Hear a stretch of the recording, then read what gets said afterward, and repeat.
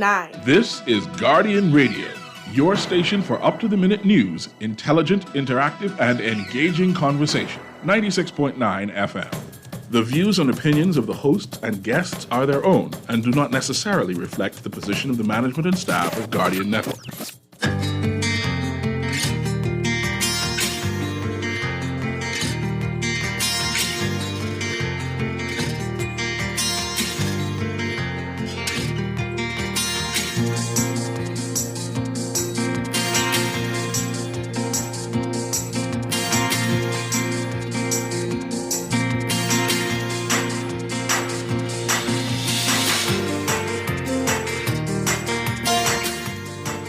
Good morning.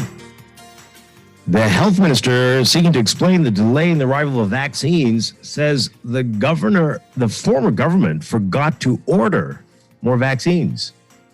Former Prime Minister Minnis refuting claims that it was his decisions that led to an increase in COVID numbers and deaths. And the government plans to reopen the straw market in November. It's all straight ahead this morning. I'm Dwight Strachan, and this is Morning Blend. Wake up, it's a new day. Wake up, it's a new day. It's the start of a new way. You know that it's there. It's the start of the end of the old way. Wake up, it's a new day. Wake up, it's a new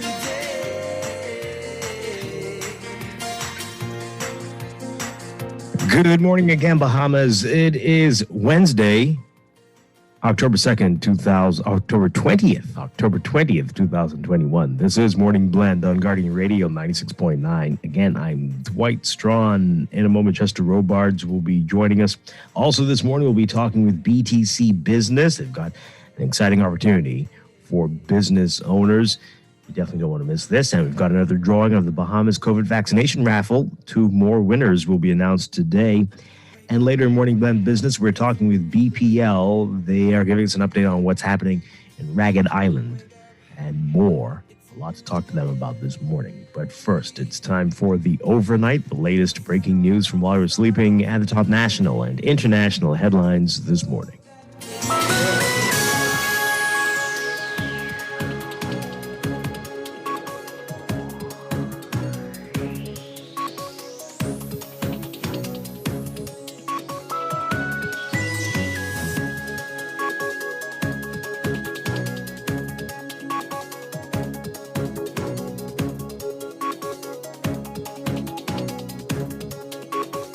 The overnight,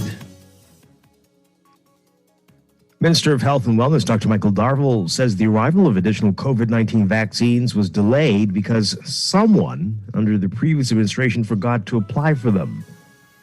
Darville adding that more doses of the Pfizer vaccine are en route now to the Bahamas. He says they have a supply of Pfizer that is coming, but they were fortunate enough to have good news that the vaccines donated by the U.S. are also not far behind.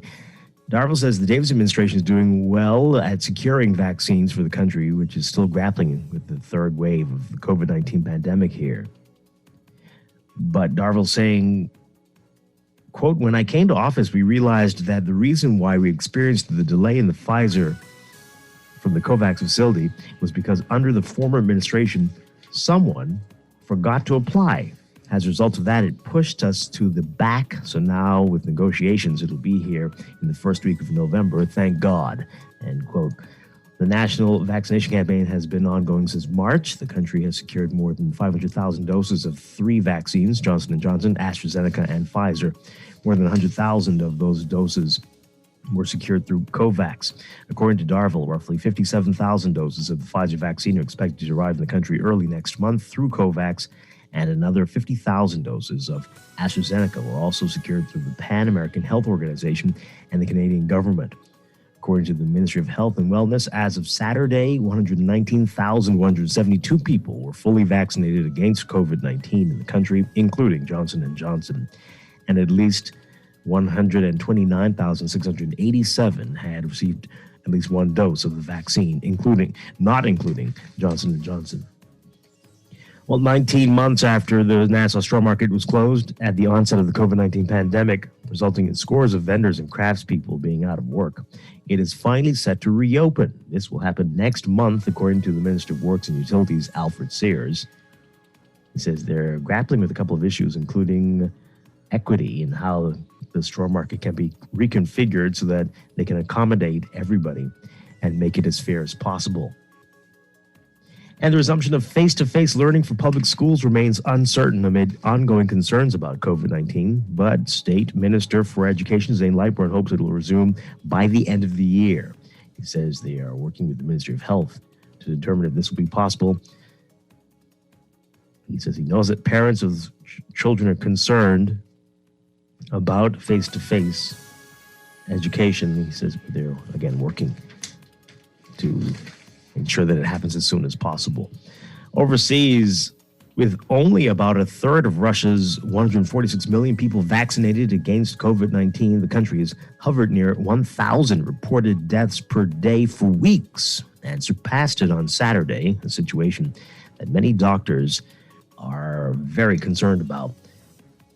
With a record 1,015 fatalities reported Tuesday, the country's death toll is now 225,325, by far the highest in Europe, even though most experts agree that that figure is an undercount.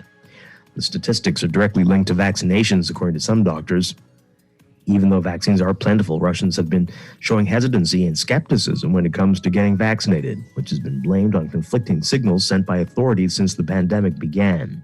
Even as ICUs have filled in recent weeks, life in Moscow has continued as usual, with restaurants and movie theaters brimming with people, crowds swarming nightclubs and karaoke bars, and commuters widely ignoring mask mandates on public transportation. Patients who've gotten the vaccine usually don't have serious symptoms, while the unvaccinated come to regret it, according to doctors who spoke to the Associated Press. Until now, the Kremlin has ruled out a new nationwide lockdown like the one imposed early in the pandemic that dealt a heavy blow to the economy and sapped President Vladimir Putin's popularity. But the surging infections have raised the pressure on Russia's healthcare system and prompted cabinet officials to suggest that most public sector workers should take a week off. And a gang that kidnapped 17 members of a U.S.-based missionary group is demanding a $1 million ransom per person, although authorities were not clear whether that amount included the 5 children being held. An official speaking to the Associated Press saying that someone from the 400 Mawazo gang made the demand Saturday in a call to a leader of the ministry group shortly after the abduction. A person in contact with the organization, Christian Aid Ministries, confirmed the $1 million per person demand, which was first reported by the Wall Street Journal. The adults range in age from 18 to 48, the children from 8 months to 15 years. 16 of the abductees are Americans and 1 Canadian. The group was working in Haiti after the earthquake in August. The group was returning from visiting an orphanage when it was abducted. Responding to the recent wave of kidnappings, workers staged a protest that shuttered businesses, schools, and public transportation starting Monday. The work stoppage was a new blow to Haiti's anemic economy. Unions and other groups vowed to continue the shutdown indefinitely.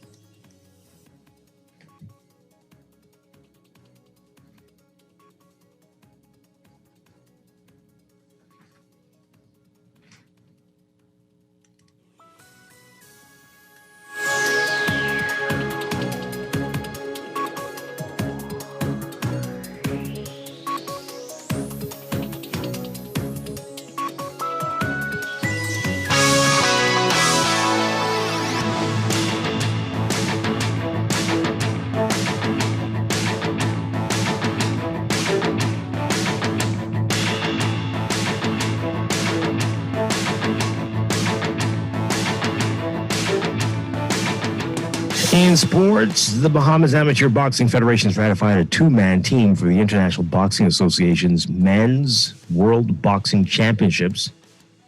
They're set to be held in Serbia from October 24th to November 6th. Representing the Bahamas will be veteran junior middleweight boxer Carl Heald and welterweight boxer Rashid Williams. Accompanying the two boxers will be Olympian Nathaniel Knowles as the head coach, Shirley Strachan as the COVID-19 ambassador, and BBF President Vincent Strawn will serve as the team manager. The delegation leaves today for Serbia. They will transit through Miami and then Switzerland. Famous collegiate swimmers Isaac Bastian and Devante Carey in the pool once again for their respective schools over the weekend and performed well, swimming in his first dual meet of the season. Olympian Isaac Bastian from Florida State going up against the Auburn University Tigers. They won 153 to 147 Friday night. The senior swam in two individual races and a relay race. He placed second in both of his individual races, and he looks for more promising results this school year. You can read more about this story in today's Guardian Sports section. And this week when we have Major League Baseball, NFL action, and the NBA, where they're opening last night. A lot to get to in terms of scores from the American League Championship Series with Major League Baseball. The Astros awakened for 7 in the ninth, beating Boston, and the Red Sox 9-2. They've now tied the ALCS at 2 apiece. And the LA Dodgers beating the Braves. And now the National League Championship Series is down to a 2-1 lead for the Braves over the Dodgers. From the NBA opening night, the LA Lakers getting stunned by the Golden State Warriors, 121 to 114 in their opener. And the Milwaukee Bucks begin their title defense with a 127 to 104 victory over the Brooklyn Nets. That's sports, and that's the overnight. Time for your first look at weather.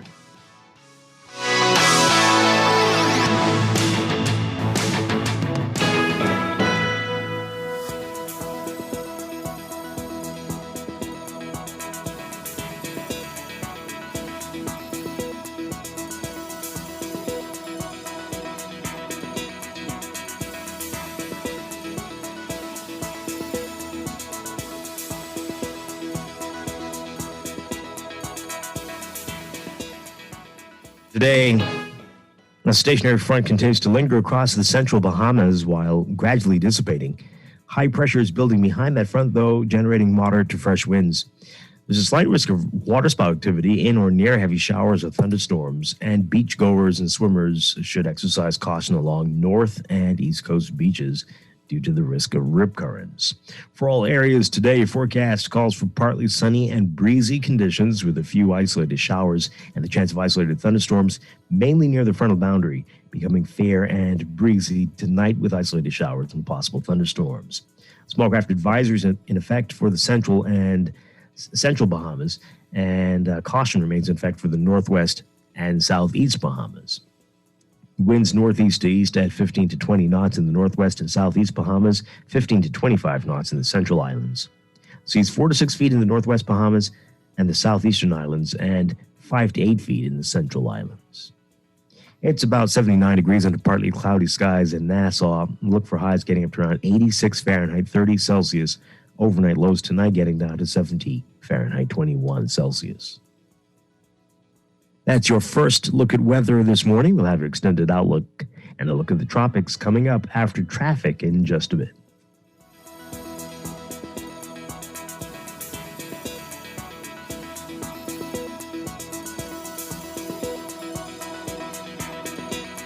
It is time for a break, but when we come back, we're discussing the day's top stories right here on Morning Blend on Guardian Radio 96.9, your home for fresh news and smart talk all day.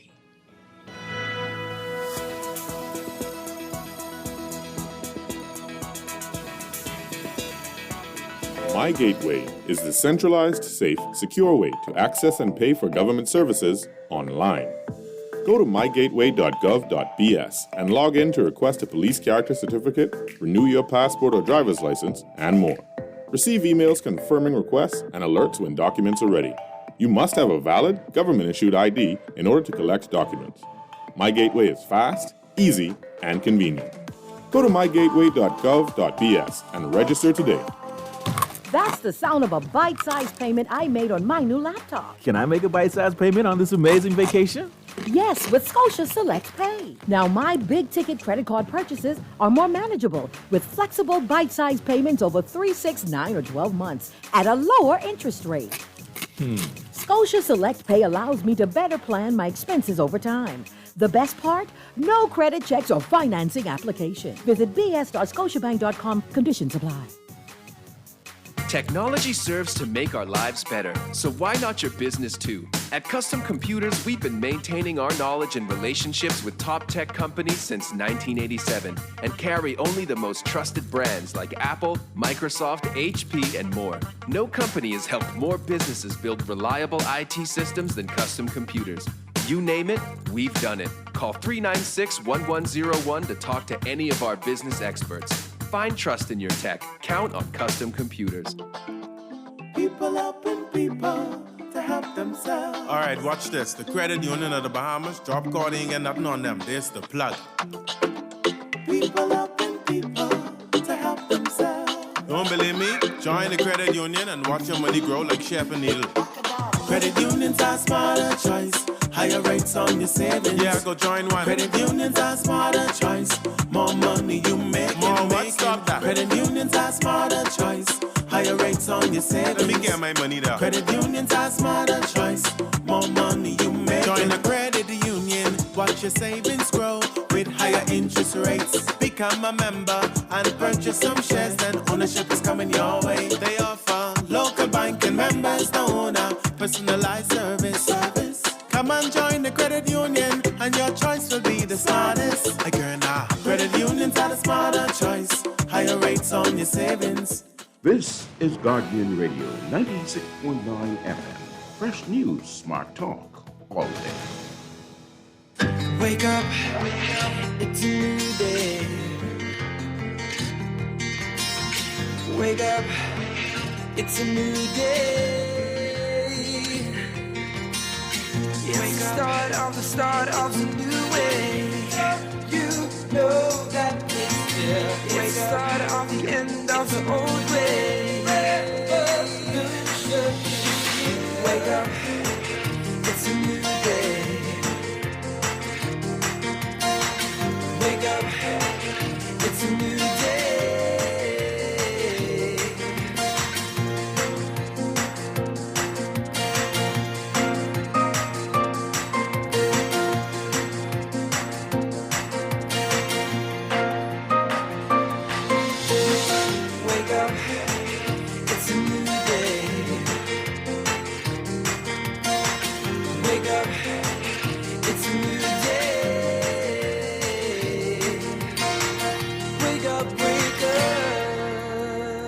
Back to Morning Blend here on Guardian Radio 96.9. We are streaming live on GuardianTalkRadio.com and on the Guardian Radio app for smart devices.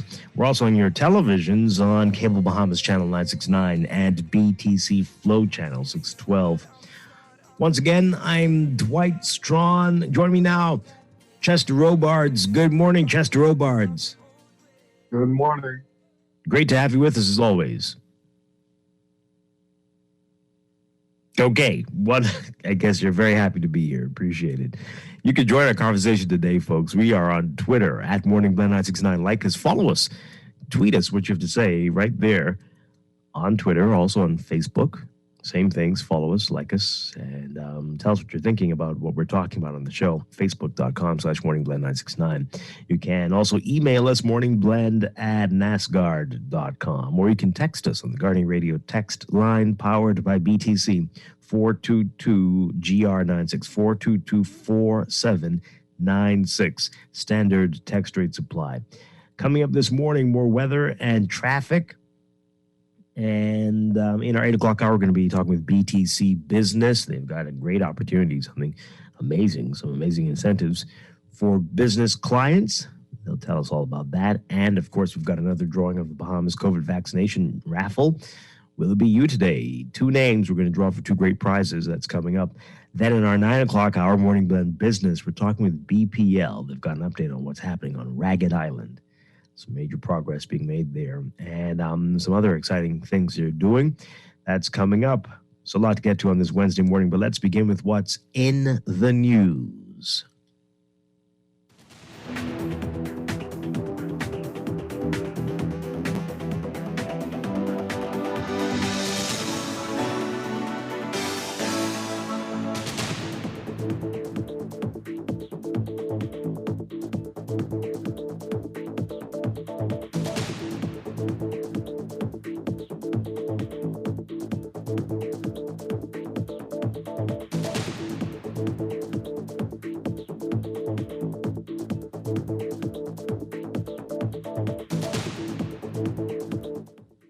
Just want to say, you definitely have to pick up today's Nassau Guardian. Our Candia Dames has an exclusive interview with Prime Minister Philip Davis that already just seems amazing. When was the last time you heard something like that? Exclusive interview with the Prime Minister. Okay. It's been a while. But that's in today's Nassau Guardian, today's National Review, and very interesting. He's giving insight on his first month in office and what it's been like so far. So definitely pick up today's Nassau Guardian for that, for the National Review section. All right. The headline of the Nassau Guardian, though, this is disturbing. Right. Former government forgot to order more vaccines. That's according to the health minister, Dr. Michael Darville. He says that's why there's been a delay in the vaccines. That's why we are scaling back on first doses of certain things and only offering second doses for others. Our Jasper Ward writes about this. The arrival of additional COVID-19 vaccines was delayed because someone under the previous administration forgot to apply for them, according to Minister of Health and Wellness, Dr. Michael Darville, who yesterday added that more doses of the Pfizer vaccine are en route to the Bahamas. All right, so he goes on to say that the Davis administration is doing extremely well at securing vaccines for the Bahamas, which is still grappling with the third wave of the COVID pandemic. But then he says, quote, I'd like to also say this. I didn't want to, but when I came to office, we realized that the reason why we experienced the delay in the Pfizer from the COVAX facility, it was because under the former administration, someone forgot to apply. As a result of that, it pushed us to the back. So now with negotiations, it'll be here in the first week of November, thank God.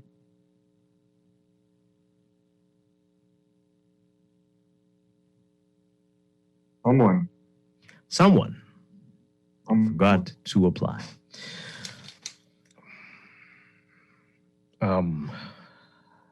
Okay. All right. So this all came up yesterday outside cabinet as the reporters were talking to him. There's more in this report. I want you to take a listen to this, and more finger pointing as well in this report from our Kyle Joaquin.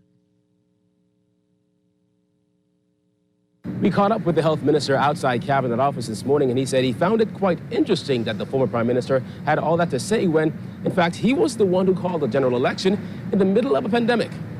It is quite evident that election being called in the middle of a pandemic clearly demonstrate that you would have increased COVID cases and death.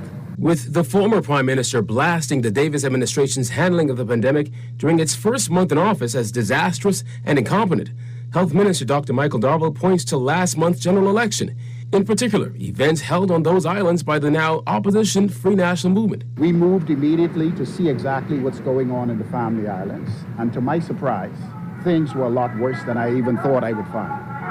And so, after 4 years, I find it very disingenuous that the former Minister of Health and the Prime Minister could speak about the Family Islands and the fact that they left the healthcare infrastructure in one of the most deplorable states. My job now is to not complain.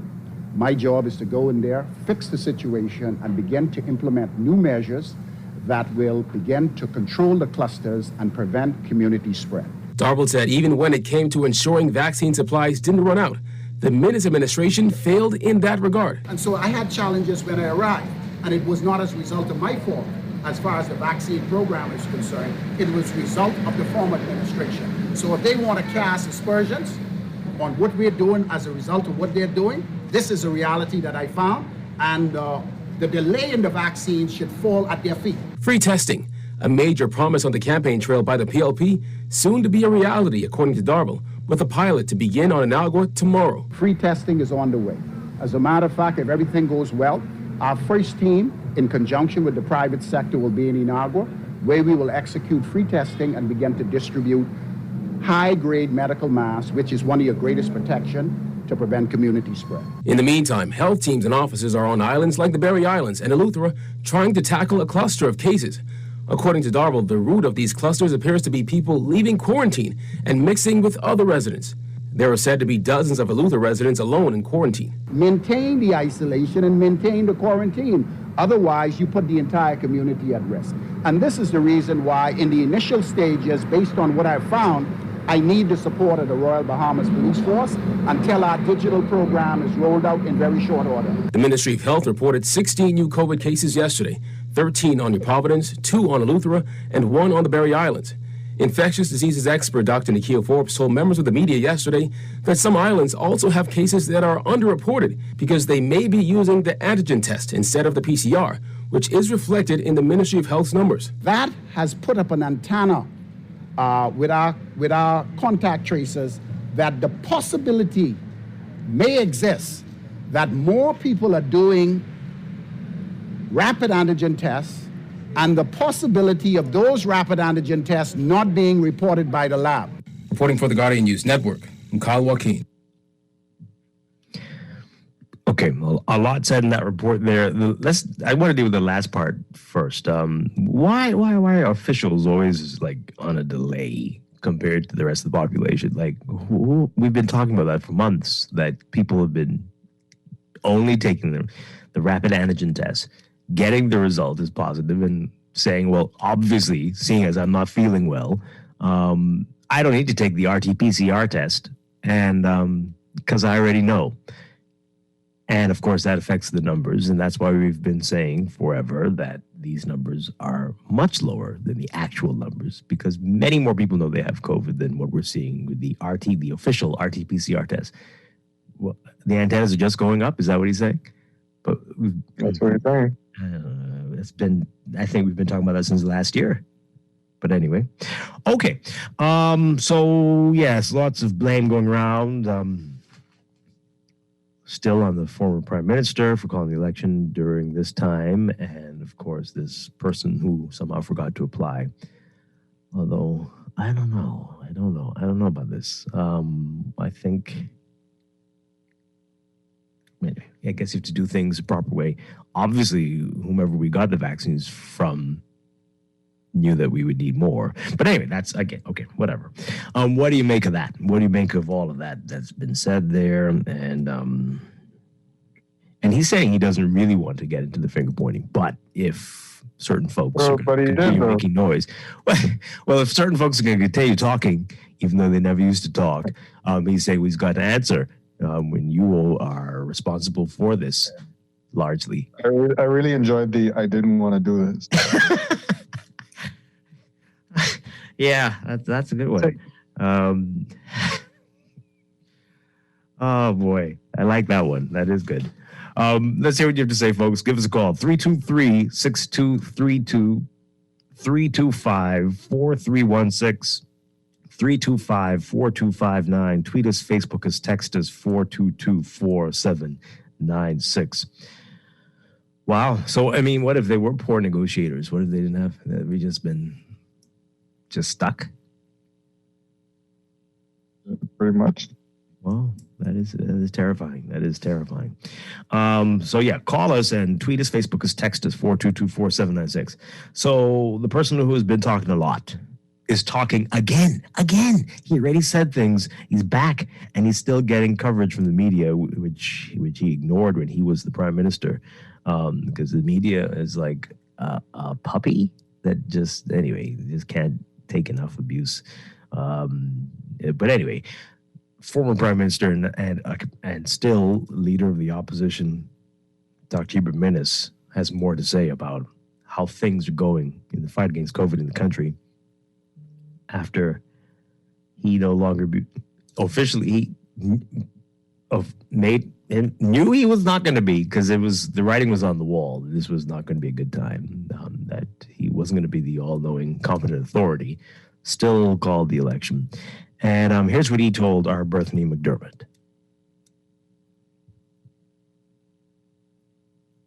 The former prime minister says he isn't responsible for the recent spike in COVID-19 cases and recommends that Health Minister Dr. Michael Darville follow the science. As for the suggestion that the rise in cases could be linked to the general election, Minnis said it's nonsense. Scientifically, the science is there. Most of the infection would manifest itself within 5 to 6 days, which means that the rallies would have been way before the 16th. But let's just say infection occurred on the 16th. It meant that it would have manifested itself by the 22nd, 23rd. We are now way in October. It does not make scientific sense. So again, you follow the science. So that part is a no-no. On Monday, Consultant Physician Staff Association President Dr. Sabrika Pender-Butler said the election could have led to the COVID spread on the islands. Meanwhile, Dr. Darville insisted it was Minnis who called an election in the middle of a surge in cases. Several family islands have seen an increase in recent weeks. Dr. Minnis said his administration had a plan to protect the family islands. We concentrated on beefing up Grand Bahama and New Providence as much as we can and present a blockade to the family islands to protect the family islands, because we knew that if the infection spread to the family islands, our medical facilities are not up to par to deal with that. Minnis also hit back at Darville's assertion that his government did little to improve healthcare facilities on the family islands. We were faced with a pandemic. We were faced with Dorian. That set us back. You strengthen the resources you have. Our greatest resources are in New Providence and Grand Bahama. And you would note that we had beefed up our health facility within both New Providence and Grand Bahama. Now, the former prime minister had this bit of advice for the Davis-led administration. He said they should beef up contact tracing on those islands that's seeing an increase in COVID-19 cases and make the COVID-19 vaccine more accessible to family islanders. One, contact tracing, so that the facts can be told to the Bahamian populace and stop speaking in silos. Vaccinate as many as possible and monitor individuals who are leaving what we termed the infective zone. Reporting for the Guardian News Network, I'm Bethany McDermott. You know, this is sickening. This is really, really, really, really, really, really sickening. I have to make, this is, oh my goodness. Can I do it? That's not right as a supposed to be balanced show, right? We can't say we're not going to play him anymore. Can we do that? Just like no more. You could have done all the things. If you'd stayed on, you could have done all the things you're talking about right now. You could have ensured that happened. Why would you do this? Why would you call the election not knowing what was going to happen and likely risk all the great things we've done? Why would you do that?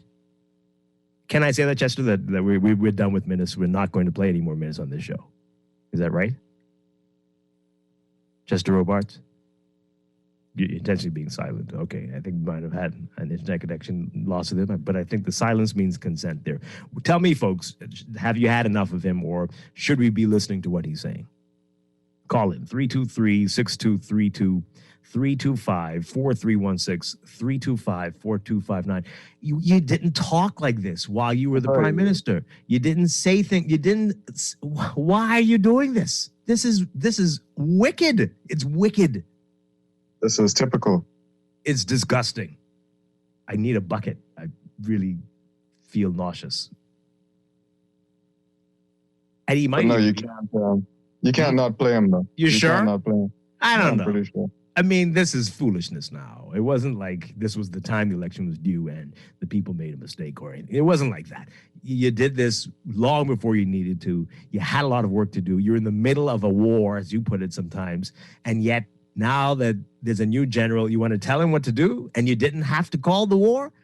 A different type of war, but you know what I mean. Oh man. Anyway, and he might be making sense, but it's just the messenger's the problem. I've said it before. They need to find a new spokesperson for the FNM quick, or move November up. Call tomorrow, November, and do the convention immediately. For God's sake, this is ridiculous. But again, maybe you see it differently, folks. Tell me what you think. We've got a caller in the line. Good morning, caller. You are on Morning Blend. Hey, good morning, Dwight. Hi. Yes, sir. Morning. Yeah, Dwight, I feel even worse than how you feel, Dwight, because, minutes caused me to vote against the FNM for one of the first time in my life. And I really voted against the FNM because I really didn't want to even hear minutes. And none of the FNMs was running this time, right? Because none of them was making sense to me, right? And here it is, right? We vote and we thought we got rid of this man, and every day it's like we hearing this painful sound, right? Because the FNM have to know listening to minutes from any angle is very painful at this time, and we need some relief from this from just the sound of Dr. Hubert Minnis, right? Because it's that voice of his would cause a lot of people to because if Minnis did win this election, we would have been in a lockdown because of they would have been saying to us because the election the COVID spread. But now that he's not the prime minister, he's talking all sorts of nonsense. Please, Guardian. Yeah. Please, boycott. We'll stop. I will make an appeal to my colleagues to as he treated us, boycotted us. We need to boycott him. This man treated us terrible. No issue with the FNM. Find a new leader immediately, for God's sake. Thank you very much. Can't take any more of. Can't take no more Dr. Hubert Minnis, man. No. Sickening. No, it's ridiculous. And they're still not asking him why he called the election. He said you'll know soon enough. He is not explaining it. What's the reason you called the election? Why didn't you play that part where he said, what did he say he's going to do in the church, from his top lip to his bottom lip or something like that? No, he didn't say. He said, you'll hear from these lips, which was just as creepy as what you just said. But I did want to play that because that was definitely going to make me hurl. So I couldn't. Yeah. But he did say, he told our Berthany McDermott that Sunday, come out to the church service and you'll hear from these lips what I'm going to do. And I mean, is it right to throw shoes in the church? You can't do that, right? But no, that's not right. Okay, all right. But that's it. That's today. What's today's date? October 20th? That's a good one. 10/20/21. The final day, unless he says something astounding, like mind-blowing, that we will play anything from Dr. Minnis on this program. But I suspect he will. He's going to say something astounding. I know he will, so I'll have to take that back. But unless he says something mind-blowing, like unless he does that, we won't play anymore. We're done with Dr. Minnis, and God help you, FNM, if you make this man be your leader. Maybe they got a speech. Maybe they got a speechwriter. One of those American consultants that all these politicians love. Oh, who the FNM? Encouraging them to do this? I don't know. Well, I hope they heard what I just said. We can't do it. We can't do it. That was that we feel. This is yeah. Okay, that's all I have to say about that. My God. Anyway, 323-6232. 325-4316, 325-4259. You see, he's distracting us from the COVID issue, right? Dr. Darville said some important things, and we can't even talk about it because we're just blinded by by all the red flags in front of our faces when Dr. Minnis talks. And yes, red flags indeed. Okay. The people forgot. They forgot to apply for more of the vaccines, Chester. Let's take these calls. I mean, what? That doesn't even sound... That something makes sense. That can't be right. Caller, good morning. You're on the air. Yes, good morning, Glenn. Hi, good morning. You know, we are all gifted and given a system to put us to sleep and bring us to a conscious behavior after we have slept, and it's called the reticular activating system. It appears as though the former prime minister, his reticular is still in the subconscious or sleep state. He hasn't woken up to the fact that he's lost, and you know, he's performing basically an autopsy every time he speaks on his own political career. So let him... Are you sure? I don't know if he is. He thinks he's like trying to shoot it with electricity, trying to bring it back to life. I don't think he's actually going to determine what was wrong. Remember, the man is asleep, and we are trying to wake him up. Mm-hmm. So, you know, and we are electrical beings because each one of us carry a certain amount of voltage, but that's a different topic for another day. But give him a mic as often as you can, because it gives us a chance to see exactly how sleepy and how deep in the sleep state he is. Now, did Dr. Darvel say something about someone forgot to place the order for the vaccine? That's what he said. Mm-hmm. Or he said something similar to that? No, that's what he said. He said... Now, who was that someone? Someone. Or that was just someone? It's always the someone, you know. It's someone always, who was also he didn't want to say too much. He didn't want to say too much. Yeah, he didn't say that, but obviously he was talking about someone who at the point of time was still asleep, right? I'm showing you how the reticular works. You can get what you want if you use it the right way, but it could also make you look like that former party we were so glad to get rid of. Hey, thanks for taking my call. Okay, all right, thank you very much. Let's take another call. Good morning, caller. You're on the air. Good morning, Dwight, and yes. Hi, good morning. All you said, you amen, and amen. Mm-hmm. You know what You're also done with him. I will play. If he does say why he called the election, that'll be the next thing you hear. But otherwise, you know what and perhaps on Sunday, if he says I'm done, then I'm... Everybody understands and on the same page. But the problem with Dr. Minnis is you know, when you have a class dummy and he don't know he dumb, but that's Dr. Minnis. Dr. Minnis don't even realize he there bad in that dumb area. Thanks, man. Amen. Okay. Well, yeah, I don't understand. He had the people at his house. When was was that how it works with the opposition? I don't know. Anyway, but he was running from people. Do you remember that? He used to run from the reporters. Bye. And now he's like handing them mics. He's like, hey, you want to use this on me? Like, what? This is astounding. And this is politics, though. This is sick. This is a sickness. It is. This is textbook politics. And they all do this. It's not just him, right? So exactly right. They'll be talking like, but you never spoke, but you know everything, and have all the answers. Now, when you can't do anything. Oh, man. Continue to call 323-6232, 325-4316, 325-4259. Tweet us, Facebook, and text us, 422-4796. Good morning, caller. You're on the air. Good morning, Dwight. Hi, good morning. How you doing, man? Doing well. You need to send me a whole bar stuff. I feel like doing the same thing. You feel like doing a bucket, man. Dwight. I mean, I blame you, though, because you know what? I think you're the manager really in charge of people who would, you know, get on that radio station on your paper, right? I mean, it's like... Well, no, not everything. Okay. Just the radio station. Radio, okay. But, you know, I mean, Mr. Minister... But again, you know, it's not... Yeah, you can't really do that. I can do that with the show, perhaps, but it's not like the media can completely... That's not quite right or fair. It isn't quite right. Man, hold on, man. Dwight, you forget so easily. You can even ask the man a question. I know. And I mean, it's like... But you see, we have to be better than that. We have to be you might treat us badly, but we have to be fair and allow you to express yourself as well. The public is listening and watching, right? And you know what?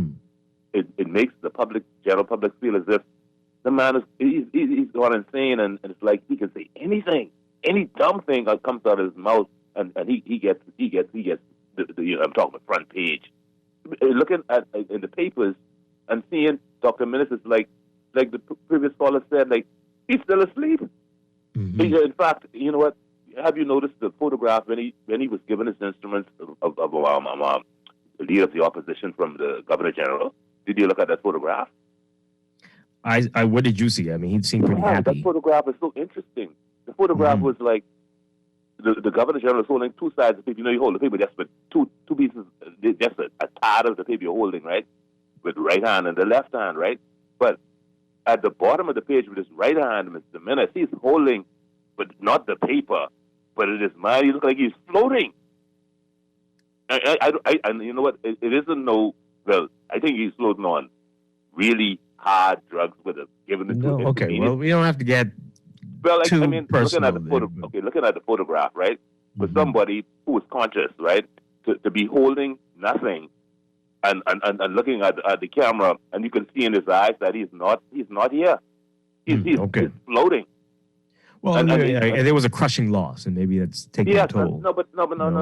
It was a crushing loss, right? But when you look at the photograph, it confirms what's going on. Yeah. Okay. Well, thank you very much.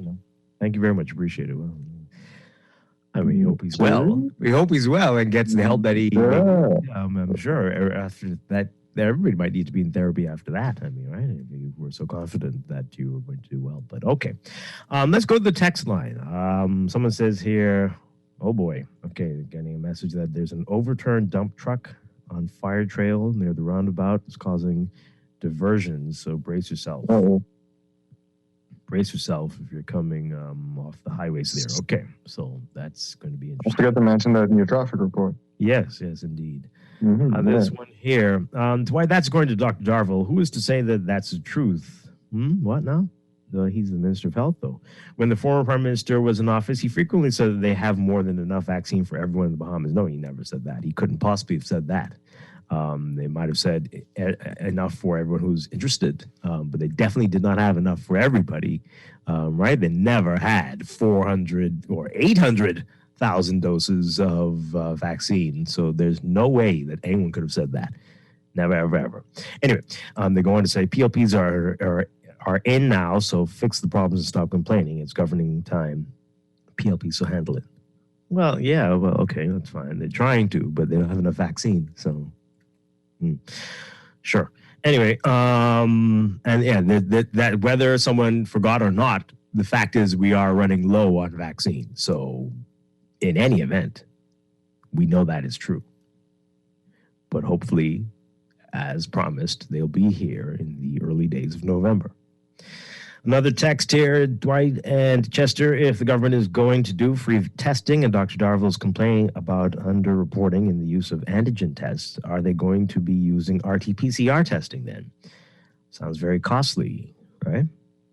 Well, they're working on it. I know he did mention RT-PCR test. Will it be widespread? I'm not too sure. We'll hopefully know more soon. Are they talking about the free testing? Right, yeah. Yeah. This one says here, has anyone ever asked Dr. Minnis what was the reason for calling the elections early? They were earlier asking, and he did say soon. And since he's talking so much, I do implore all who come to contact with him with recording devices to ask him now to explain why he did that, so we can have it on record. Everybody else was doing it, Dwight. That's why? I'm just saying, you know. Because Jamaica and Canada and was it early in Jamaica? Yeah, I think it was. Canada and everybody else was, okay. And it worked for them, and so he thought it was going to work for him. was the thing to do at the time.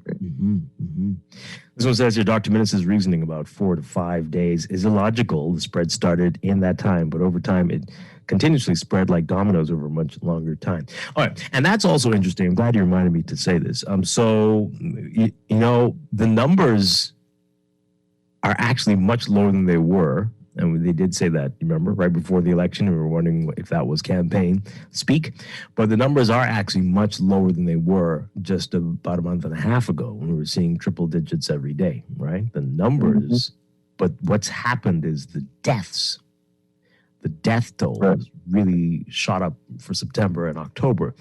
And so, and that's scary. And these people have been, some of them have been ill for a while. So, I don't think Dr. Minnis can actually entirely run from all of that. But it's a lot of factors and a lot of people who weren't vaccinated as well. And so that's going to be a big issue when that continues to be a major factor. All right. This thing with Dr. Minnis is completely wrong. These infections are directly in line with the COVID timeline. He's a doctor and being completely irresponsible with his misinformation. 2 weeks ago, I said, why is nobody asking Dr. Minnis' advice? Why is anybody asking Dr. Minnis' advice on anything? It's clear to me that someone, maybe the voice in his head, has convinced him that he's a pseudo-Trump who can rise from the ashes. He needs to get Mother Pratt to tell that voice that the devil is a liar. Okay. Okay. Only Mother Pratt will do, I think. You can find many other people. But that's fine, Mother Pratt too, sure. Minnis was just ready to be on the outside looking in. It's the best place to complain from while holding no accountability. Yeah, it is definitely easier. Dr. Darville, please produce evidence to support this statement because I'm not buying that story. Wow. Another one, while in opposition, Dr. Darville and the PLP had all the answers to COVID with their task force and so on. So it is now the time. So now is not the time to finger point and make excuses. Govern, you are in the chair now. No excuses. We'll give you the same chances you gave the former administration while in opposition. I hear you. He's saying he didn't want to tell you, just had to let you know. So he didn't want to make the excuse there. Things are hard to do when you don't put in the order. Yeah. All right. Dwight, get over yourself. He made his call and lost. He was punished. That's our democracy. If you don't wish to hear from him, tell your company to blacklist him like he did you, but get over the calling of the election. You won. What? Who won? I didn't win. What are they talking about? Talking about the same things that I was talking about a year ago. No, I'm not winning. Trust me. But get over myself. Okay, I'm trying to spare the baby people from... Yeah, anyway. The thing is, Dr. Minnis is completely wrong. I think you read that already. Of course it makes sense, Chester. Remember, we ended up on the financial gray list because we forgot to correspond with the European Task Force. Played at governance. They spent their real time flying around the islands, campaigning 4 years of it. There you go. Touche. Yeah, that's an interesting point there. This one says here, we need answers to questions we don't even know we have yet. Like him or not, be fed up with him or not, but as former Prime Minister, we need to hear answers for what and why he did what he did. Is he answering those questions, though? He's only telling people what they should do.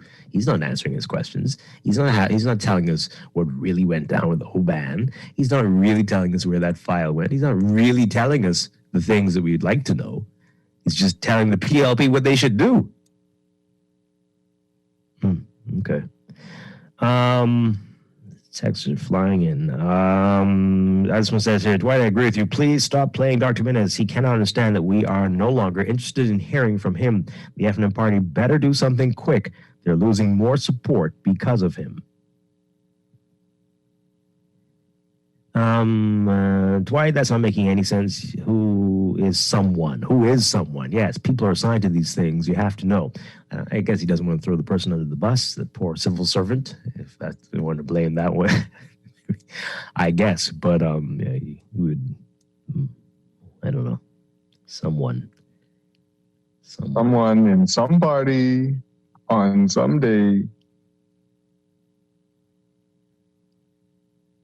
Oh. All right, this one says here, Dwight, I want you to play him all the time because I want to crack this idea that you are perfect and don't get mad. Okay, nobody says that. Nobody says I'm perfect or that I don't get mad. I think many. What? They don't think you get mad? Many callers have heard the occasional snaps. Good morning, caller. You're on the air. Dwight, good morning, Chester. Hi. Morning. Can't wait to the Youth Assembly open on next week so I can see Dr. Minnis' behavior and action. And to me, it'll be a laughable behavior of action. What I would question, though, with the former Minister of Health, he paid on $2 million on some vaccine. What happened to that, right? Right? Now, haven't we been getting them? Did we get them? I mean, right, Chester? I mean, we've been, so many different groups have been getting vaccines from it's hard to keep track. He said he had us secure.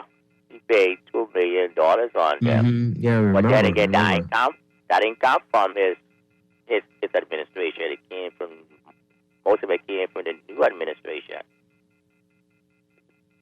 And I need you to follow up on that. But yeah, that's interesting. We're gonna have to keep track of what came from what and whatever. But yeah, that's an interesting. Yeah, I need to know where my taxpayers $2 million gone under his watch because he been talking and running the press trying to ask him questions, and he ended up on a leaky hospital. He had a shame to come on TV, and we had a leaky hospital where many people died under those bad circumstances of the hospital. Miss Margaret, our hospital was leaking under his watch. On your phone, Canada, Dwight. Have a good day. Okay, thank you very much. Appreciate it. Got another call. Good morning, caller. You're on the air. Nope. All right, 323-6232, 325-4316, 325-4259. Tweet us, Facebook us, text us. 422-4796. This is a great text here. Someone says, Menace is clearly a narcissistic sociopath. What he's doing is called gaslighting. You might be right about that. He's gaslighting the public. My gosh. That is crazy. I was wondering if the station does broadcast for persons seeking donations for medical reasons. Oh, boy. Okay. GoFundMe information. Not quite, but okay, let's. Not sure what to tell you there. Call the main office, and then we can see what's going on there. After 9 o'clock. All right. This person says here. Morning, this is still a democracy. Dr. Minnis should be allowed to be aired. How many former leaders were allowed to speak? Don't let the emotions cause the opposition to be silenced. Surely he was anti-media, but he's still the leader of the opposition. You tolerated Dave and Anton, even though they were not leader. Keep the show exciting. Okay, it's a little different. It's a little different, but hey, we're not silencing the opposition. Just saying we can't take one person in particular because they could have, everything they're talking about, they could have been dealing with. Everything. They had the opportunity. And for no reason that makes any sense to any of us, he decided to have an early election. Does that make sense to you? That's what we're saying. We don't get it. And he's not telling us why he did it. And he's hurt his own party with what he did. Greatly. And many promises were broken. There was a whole lot of things that are making us all very, very sad with him. All right. It's the absolute lack of remorse from Dr. Minnis that disgusts people. We teach our kids to do the right thing, be mature, responsible, and accountable. And here's a man who ran the nation and was incapable of publicly dealing with one thing to address the character flaw, that character flaw, but comes to the public as if nothing happened. I see why domestic abuse is high. What? No. That's no, we're not gonna go there.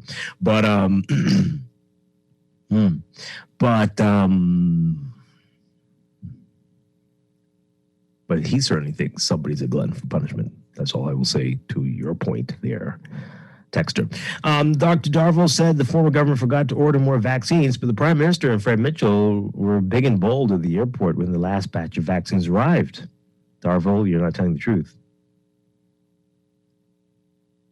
No, I don't think you're understanding what he's saying. Right? There's a little lull. We've got a potential gap. We've got running low on vaccines, and we're not expecting more until next month because he's saying that somebody didn't order the next batch to come in before this gap. So it's a little different. Been an advance order. Right. So that's not quite what you say. Go ahead. And this one here, I think Dr. Miz is finally getting what he wanted, which is why he's talking so much now. I think he was caught by surprise when he won the 2017 election. He even called her election to leave early. Leave the opposition was what he wanted to be, so he could be critical and carry no blame. Well, that's really very sad. All right.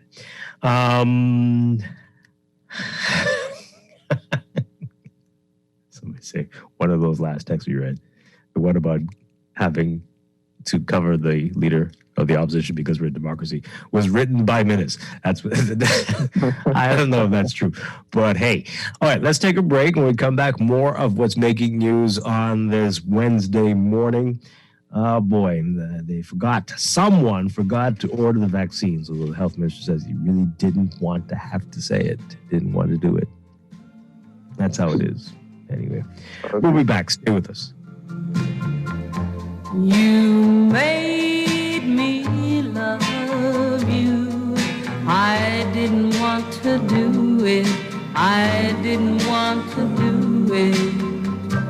You made me want you, and all the time you knew it. I guess you always knew it.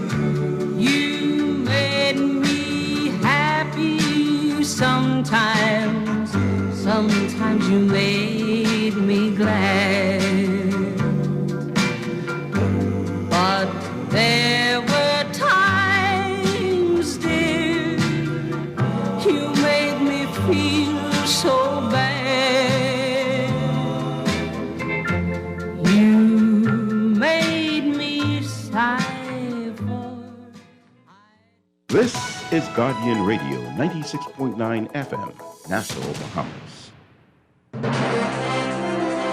This is AP News. I'm Rita Foley. Buckingham Palace isn't providing specifics, but says Queen Elizabeth has been given medical advice to rest for a few days.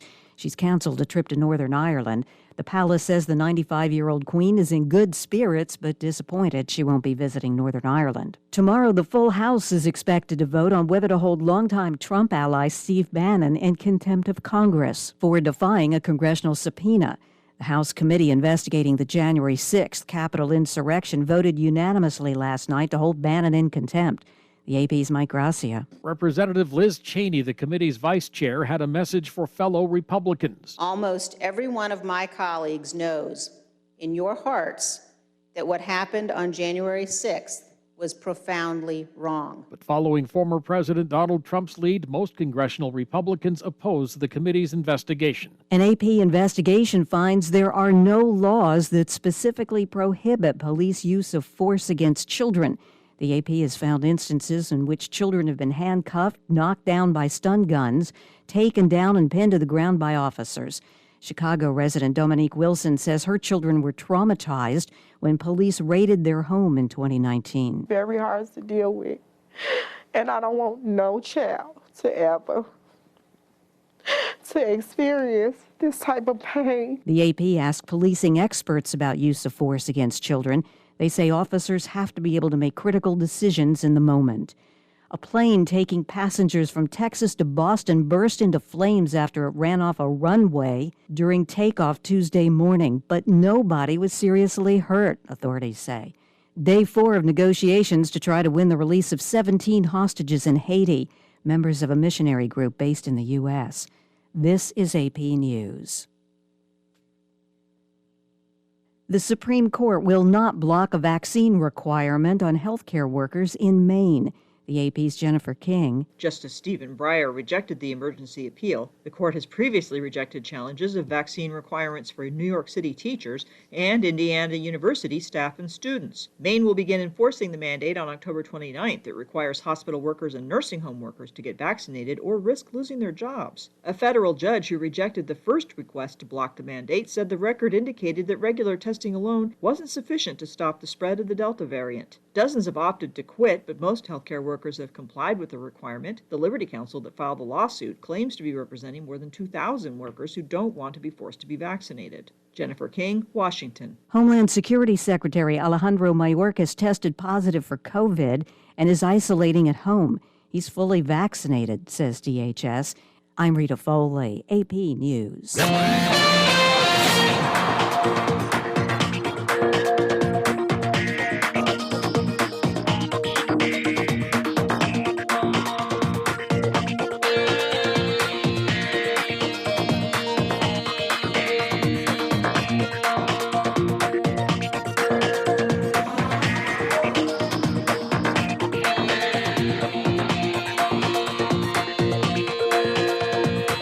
9:40 morning Glen traffic alert brought to you by RBC Royal Bank. Getting reports on real-time traffic of overturned truck near Fire Trail and Mile Butler Highway roundabout, and it's definitely causing some issues there. You can see that on our maps. You've got Fire Trail traffic's backed up eastbound to the roundabout with Mile Butler Highway, and southbound, very unusual this hour, southbound on Mile Butler Highway to that roundabout, and also near Fire Trail. Faith Avenue is a mess near Fire Trail and Bellet Road, so that area you definitely want to avoid it. The only thing that's doing is helping Mile Butler Highway, so there's if you can get there, it's not looking so bad, but the closer you get to Tawny Williams Darling Highway, is still traffic there on the northbound lanes. But again, avoid that area. Fire Trail near the roundabout with Mile Butler Highway. An overturned vehicle there. Glasser Road is probably a good alternate route for you if you're trying to head northbound. Still heavy traffic though as you get closer to JFK Drive. And eastbound on Carmichael Building, traffic to Blue Hill Road, and Blue Hill Road as usual. Northbound north of Soldier Road, the heavy traffic to Independence Drive. Elsewhere, not looking so bad so far this morning, but we'll have another real-time report for you after the 8 o'clock news. That's your Morning Blend Traffic Alert, brought to you by RBC Royal Bank, banking reimagined.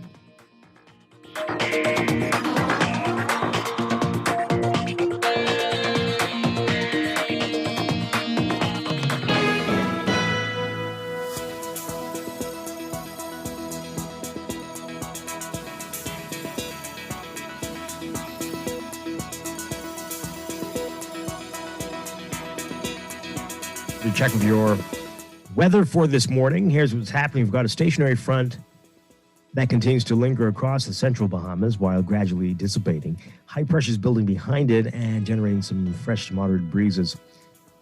For all areas today, forecast calls for partly sunny and breezy conditions with a few isolated showers and the chance of isolated thunderstorms mainly near the frontal boundary, becoming fair and breezy tonight with isolated showers and possible thunderstorms. Small craft advisory in effect for the central Bahamas and a caution in effect for the northeast, northwest, and southeast Bahamas. Temperature-wise, we're looking at highs getting up to around 86 Fahrenheit, 30 Celsius. Overnight lows tonight getting down to 70 Fahrenheit, 21 Celsius. In your extended outlook, the frontal boundary is expected to dissipate by Thursday, while high pressure continues to build and produce moderate fresh breezes. Streaming tropical moisture, though, will enhance rain chances across the islands by the end of the week into the weekend. So for Thursday, tomorrow, we're looking at partly sunny and breezy conditions with a chance of isolated showers or thunderstorms in the northwest Bahamas, variably cloudy and breezy with scattered showers and isolated thunderstorms in the central and southeast Bahamas.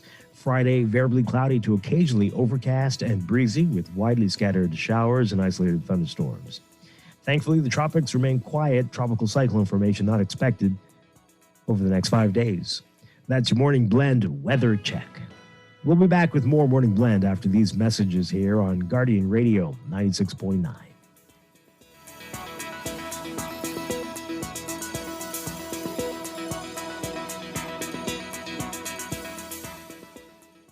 Do you need to insure your vehicle at the best price? With the most options and free installment payments, CG Atlantic agents offer affordable coverage for everyone. Just call 677-6422 to find out how you can protect your vehicle with extra options to keep you covered. Why wait? Call CG Atlantic agents today at 677-6422. Visit us online at cgatlanticagents.com or in person at Atlantic House, 2nd Terrace and Collins Avenue. Nassau Insurance Brokers and Agents Limited, trading as CG Atlantic Agents.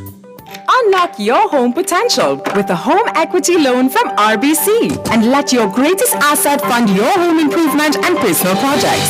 Switch your mortgage to RBC today and experience the difference with no management fees, cash back on closing costs, and step-by-step guidance from our team of expert mobile mortgage finance specialists. Learn more at rbc.com/Caribbean/equity loan.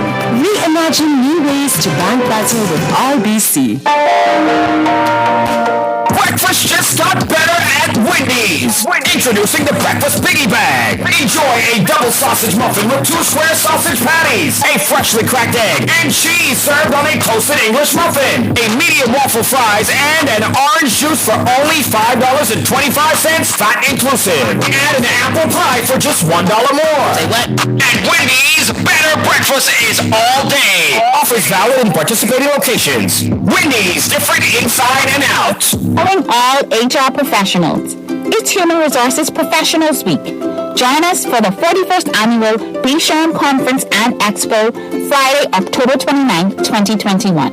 Hear from our 18 industry-leading speakers, enjoy lunch powered by Craven, visit exhibitors at our virtual expo, and so much more.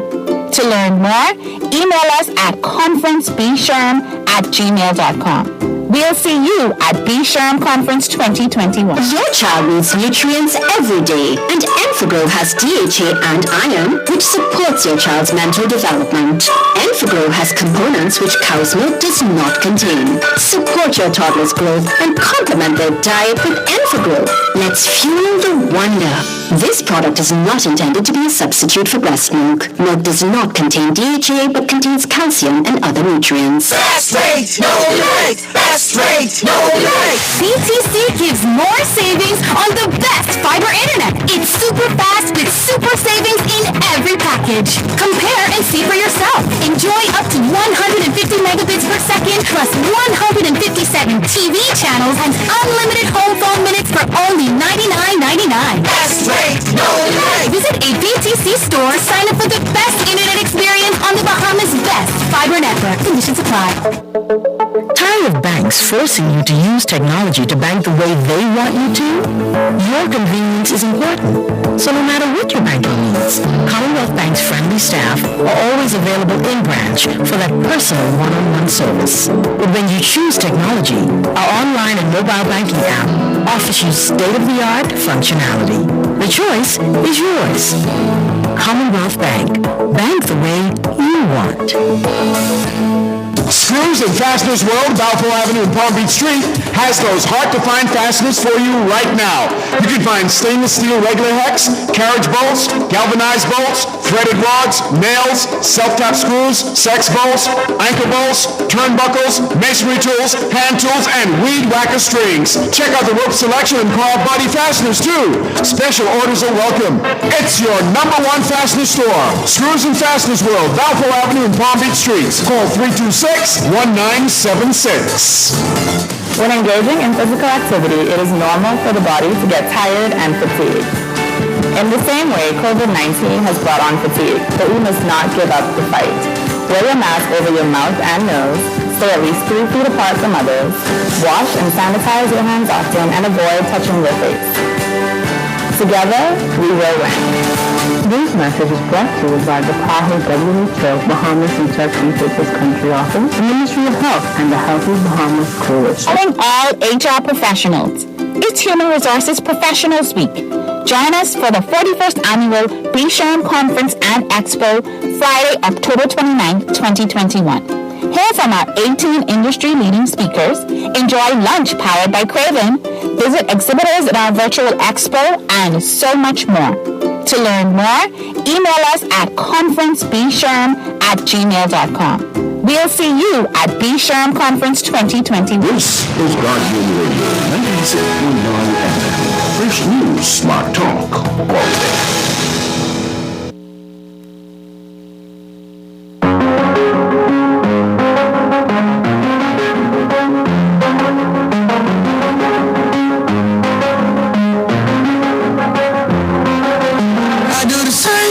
Told you that I never would, I told you I changed. Even when I knew I never could, know that I can't find nobody else as good as you. I need you to stay, need you to stay. Wake up, I'm wasted still. I realize the time that I wasted. I feel like you can't feel the way I feel. Up if you can be right. We are back here with Morning Blend on Guardian Radio 96.9. Dwight Strachan with Chester Robards on this Wednesday morning. Okay, just me, or are you hearing? Yeah? Okay. Welcome back to the show. We're talking more to the news on this Wednesday morning, and you can join the conversation as well. Give us a call, 323-6232. 325-4316, 325-4259. All right, Chester, you there? Yeah? Oh, okay, there we go. Are you hearing my audio okay? Yeah, it's very strange. All right, so we'll sort that out and figure out what's going on there. All right, so this is another thing I know a lot of people are very concerned about. Schools, when are they going to reopen? As we told you earlier in the week, that some of the private schools have reopened for face-to-face learning. But what's happening with the public schools? State Minister for Education, Zane Lightbourne, was asked about this. He's saying the resumption of face-to-face learning for public schools remains uncertain amid ongoing concerns about COVID-19. But he says they're hoping this will resume by the end of the year. Well, by the end of the year, they might as well just wait till next year, right? January? Okay. Anyway, Lightbourne saying, quote, we are determining that at this time, we're determining that at this time. It is very soon, hopefully, as soon as we see the health situation sorted out, we're going to go ahead with that.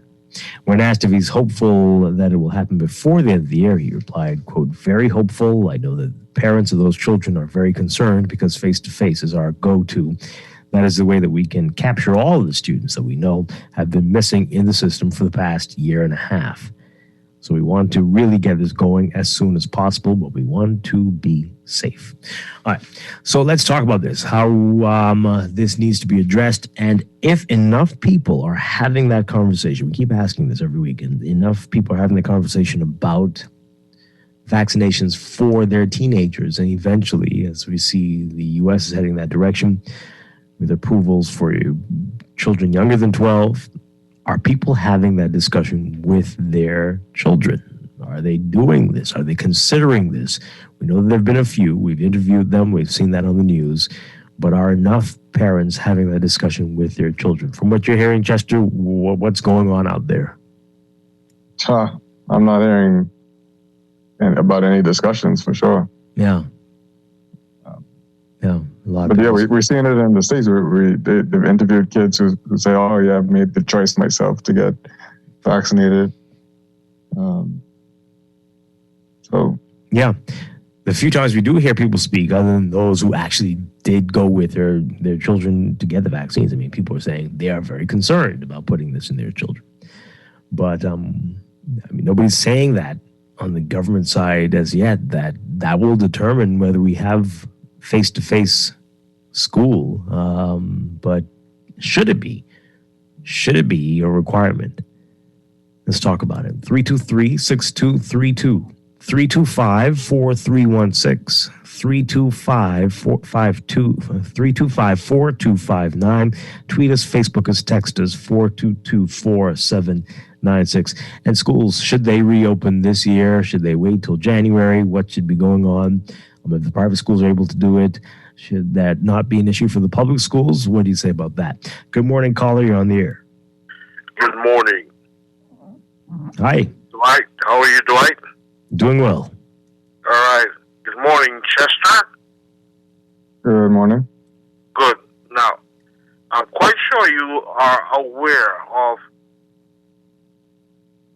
the news that the 4-star general was fully vaccinated, but he met with his demise. Yes, and I'm sure you're quite aware that he had cancer and many other issues as well, right? Did you hear that he was fully vaccinated? Yes, and he had cancer and had many other issues as well. You're not missing that part, right? Did you hear that 40% of Baltimore were fully vaccinated, but they have that dreadful disease? Did they all die? Well, a few of them have died. That's a very interesting word you used there. No, that's very important. That's very important. What is? What's very important? That you said only a few. Yeah, but I'm counting. But I trust they don't. I hope that they don't die. And they likely won't. What I'm trying to say, Dwight, is that the embassy gentleman came on and he said nobody died who took the vaccination. Yeah, nobody died from the vaccine. All right? But we have reports that of people with cancer, especially a type of leukemia that lowers your... Guess what? Oh, that's essential in this discussion. That's very important. You cannot ignore that. The part with the cancer was not emphasized in the report. Not emphasized by Fox News and others like that, but emphasized by everybody else. He was fully vaccinated, as many who initially were told that if you were immunocompromised, that you needed to be among the first to get vaccinated, right? The underlying issues are supposed to be covered with this. No. Why would the underlying issues be covered? No, sir. Okay. Vaccine doesn't get rid of other illnesses. All right. And again, let's just say that the numbers are tiny compared to the wider population that's been vaccinated. Why are you ignoring that? Oh my goodness! I mean, where do you get your news from? No, where do you get your news from? That's the question. That's the very serious question. What numbers are tiny? Of the people dying. And that's here in the Bahamas and everywhere. People who are fully vaccinated, the number of people who are getting sick and dying. Do you know that they don't report the people that are unvaccinated and they are not dying? They only report the ones that are dying. I mean, in what column? The deaths column? Well, of course, that would be right. What do you mean? We know many people who are unvaccinated who had COVID and got over it. I mean, why don't they report the ones that are not dying? That's the question. That's reported all the time. What do you mean? I'm sorry?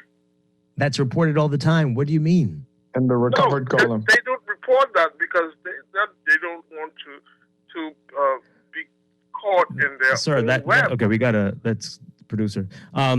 That's been reported from the beginning of time, from the beginning of all of this, right? As Chester says, in the recovery column, especially last year, we had hundreds of people with COVID who had no vaccine and they recovered. Come on now. It happens. Of course, no one's saying you can't survive it, but we have a very sick nation here. That's the problem, right? A nation of unhealthy people who are getting COVID. And if you're unvaccinated, you are likely not to survive, right? Likely, not impossible, but because of all the issues that we have here. And people who have these, and many people don't go to the doctor and don't know how sick they are, right? So nobody's saying you can't, but many people aren't surviving. Do you see the number of deaths we've had over the last few months? Because we're not a healthy population. Not at all. And if you have diabetes and high blood pressure and obesity, yes, you all keep texting that. Of course, that's a huge factor. And cancer, all of this is going to reduce your ability to fight this And if you add in a challenged health system, it's a perfect storm for a bad outcome. That's all. It's not an invincibility cloak, the vaccines, right? It's going to help you. It's going to help you. But again, you bring up, I knew somebody would, Colin Powell. He had very serious cancer there. That cannot be ignored. Okay. My goodness. Got another call. Good morning, call. You're on the air. Golly, they just stuck in the voice along with you in Chester, Dwight. Hi, good morning. Okay. Now, Dwight, when nobody, no medical people, no scientists, no government are taking the responsibility to, whether anything were to happen to individuals by taking the vaccine, and they're promoting it, they want you to take it, right? Almost mandatory that you take it. I don't see any merit in that. Okay. Okay? You want the people to take the vaccine, but you hide, you going through next door and hiding. There is no merit in Nobody's that. doing that. A lot of Nobody's the doing Indian that. people better catch themselves and learn some sense, because it's dumbness, it's immature, right. no merit. It's going to go on forever, Chester. Mm-hmm. It's going to go on forever. All right.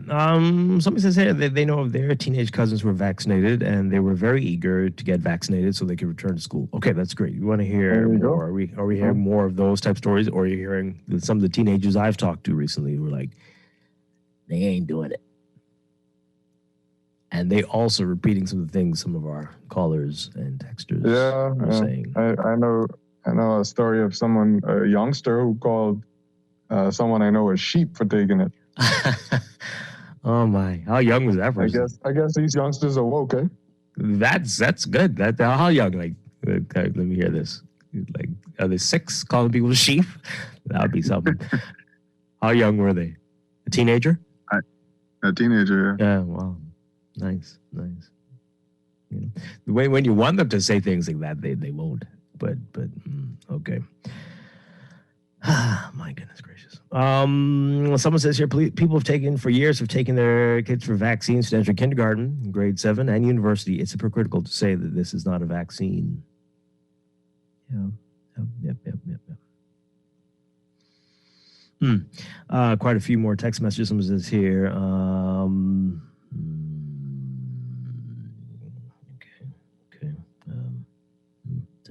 That's all politics still. That's all that. The report said that Colin Powell died from complications from COVID. That was AP's report. It didn't say cancer, and then it came back. We've known that. That's been reported widely. He did have COVID. Yes, he got COVID, and he died because, again, the cancer reduces your immunity. The type of cancer they had, a blood cancer, and that's a common symptom that your immunity is challenged after that. So, is it the very definition? Apparently, Chester. People don't want to grasp it. Both, maybe, I don't know, but that's the very definition of immunocompromised, right? If you are immunocompromised, you're recommended to get the vaccine. And as I heard a talk show host in the States say, had more people gotten the vaccine, he might not have died because more people, right? Yeah, that was the case. That's But because there's so many people resisting, that's going to be the challenge for those who are compromised like that. All of our family members who are obese and have diabetes and have cancer and have hypertension, right? Have all those underlying conditions. Because so many of us are talking like what we're hearing this morning, it's going to be a problem for them. Maybe not for you all, because maybe you all are perfectly fit and you've been talking about boosting your immunity. Yeah, so you've been doing those things and you'll be fine. But the people around you, listening to you, may not be.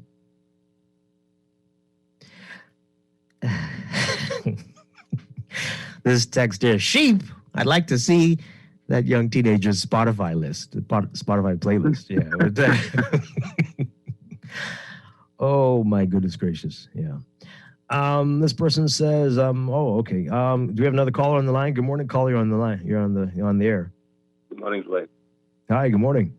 Good morning, Jeff. Dwight. Good morning. Yes, good morning. Yeah, Dwight. Persons who take the vaccine will not suffer the symptoms as persons who are unvaccinated. That's the basis of, taking the vaccine, right? You wouldn't have like the death syndrome, or you wouldn't have like less severe, much less severe, okay, and now much less likely to die. Yes, okay. Now that to me that describes a symptomatic person, because they can have COVID, and they will not have the effects of COVID, and persons who are asymptomatic can have COVID and don't have the effects of COVID. It's the same thing, right? I wouldn't say it's the same thing. Right. Let's keep it like this, right? Because of the person's immune system is built up, right? The effects of the disease will not have an impact on them like a person who has a broken immune system or cancer. And another thing, it's let me tell you why. Okay, so there might be people who are vaccinated who get COVID and it's asymptomatic, but there are people who are vaccinated and get COVID and know they have COVID, like, oh wait, I don't feel right. So it's going to be just like the unvaccinated. You may be asymptomatic and you may be symptomatic. But there are some people who have COVID and don't know they have COVID, but they have COVID and they have no symptoms. They're asymptomatic. Yes. When persons take a vaccine, they're supposed to put them in the asymptomatic state where they do not have like the effects of persons who are. I don't know why you're saying supposed to. I'm not sure why you're saying that.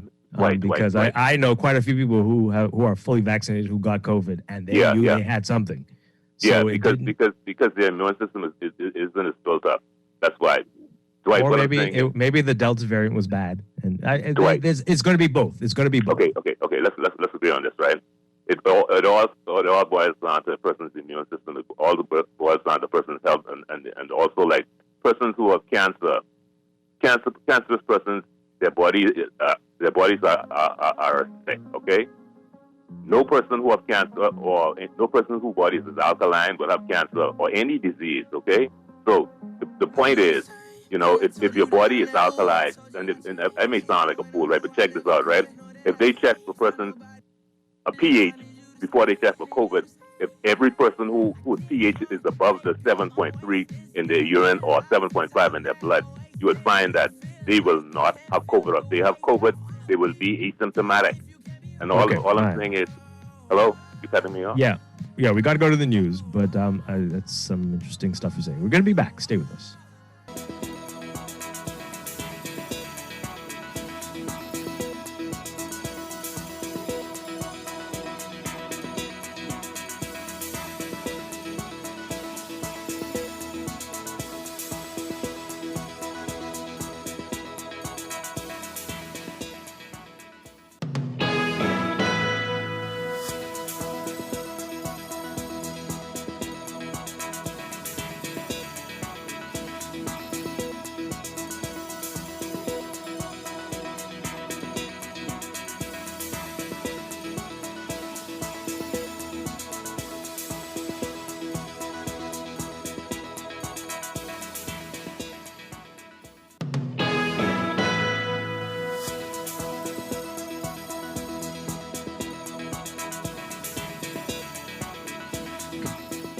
Welcome back to Morning Blend here on Guardian Radio 96.9 FM, streaming live on GuardianTalkRadio.com and on the Guardian Radio app for smart devices.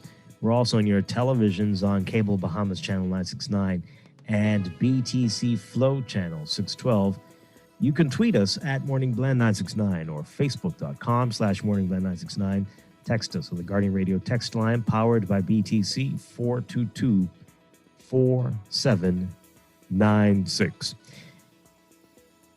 And now at 8:21, time for another check of your weather for today, brought to you by Bahamas First Insurance. Here's what's happening. We've got a stationary front that continues to linger across the central Bahamas while gradually dissipating.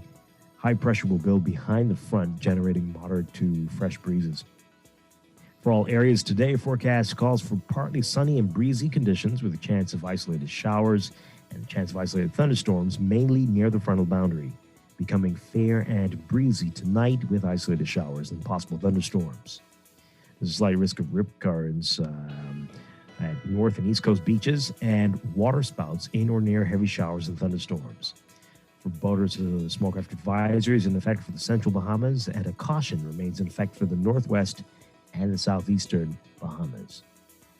81 degrees right now under mostly cloudy skies in Nassau. Look for highs getting to around 86 Fahrenheit, 30 Celsius. Overnight lows tonight getting down to 70 Fahrenheit, 21 Celsius. In your extended outlook, that frontal boundary is expected to dissipate by tomorrow, Thursday, while high pressure will continue to produce moderate to fresh breezes. Streaming tropical moisture will enhance convectivity, rain chances across the northwest and most of the islands, actually, through Friday. We're expecting rain chances to be greatly elevated by the end of the week. So for Thursday, look for partly sunny and breezy conditions with a chance of isolated showers or thunderstorms in the northwest Bahamas, variably cloudy and breezy with scattered showers and isolated thunderstorms in the central and southeastern islands. Friday, variably cloudy to occasionally overcast and breezy with widely scattered showers and isolated thunderstorms. And thankfully, the tropics are quiet. Tropical cyclone formation not expected through the next 5 days. That's your morning blend weather check brought to you by Bahamas First Insurance. What's first for you comes first for us.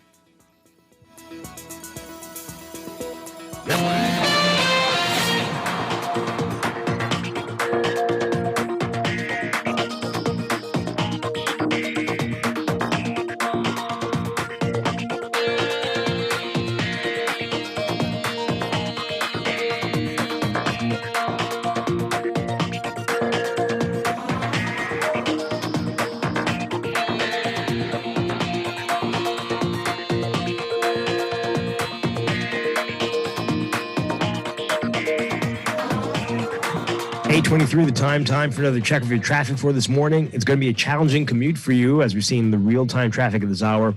Many hot spot areas to tell you about this morning, and among the hottest, as usual, Mile Butler Highway, multiple issues there. We've got heavy traffic in the northbound lanes up to Tonic Williams Darling, as usual, and the traffic's backed up along the fire trail as well. But there was an incident this morning, and that's still causing some issues. If you're heading southbound on Mile Butler Highway, you'll be seeing traffic at that roundabout with fire trail.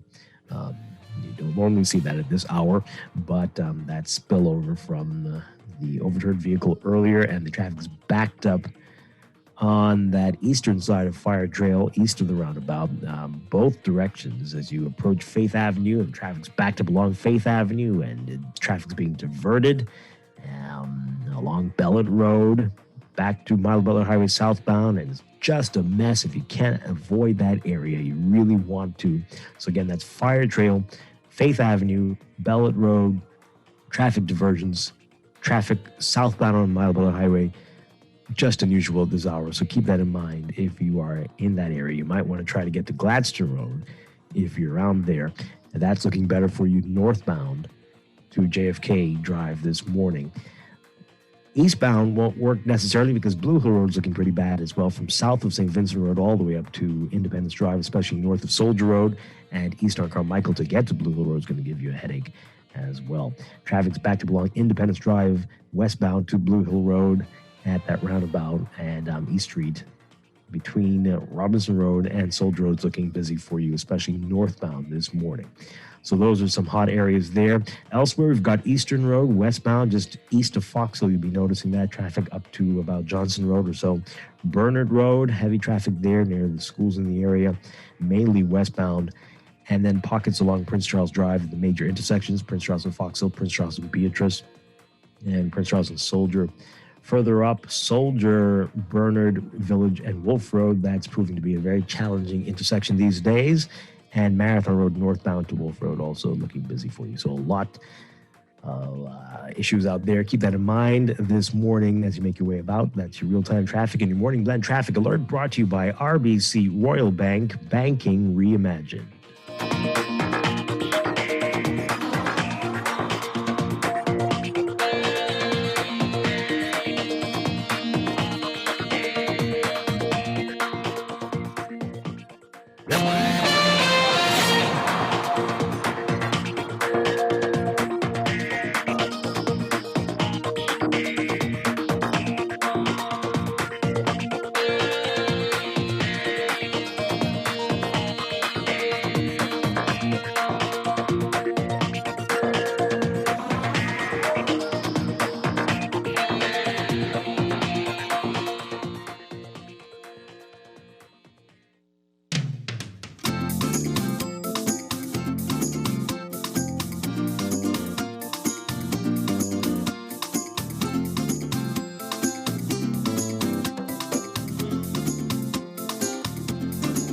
A pretty lady down the street one day.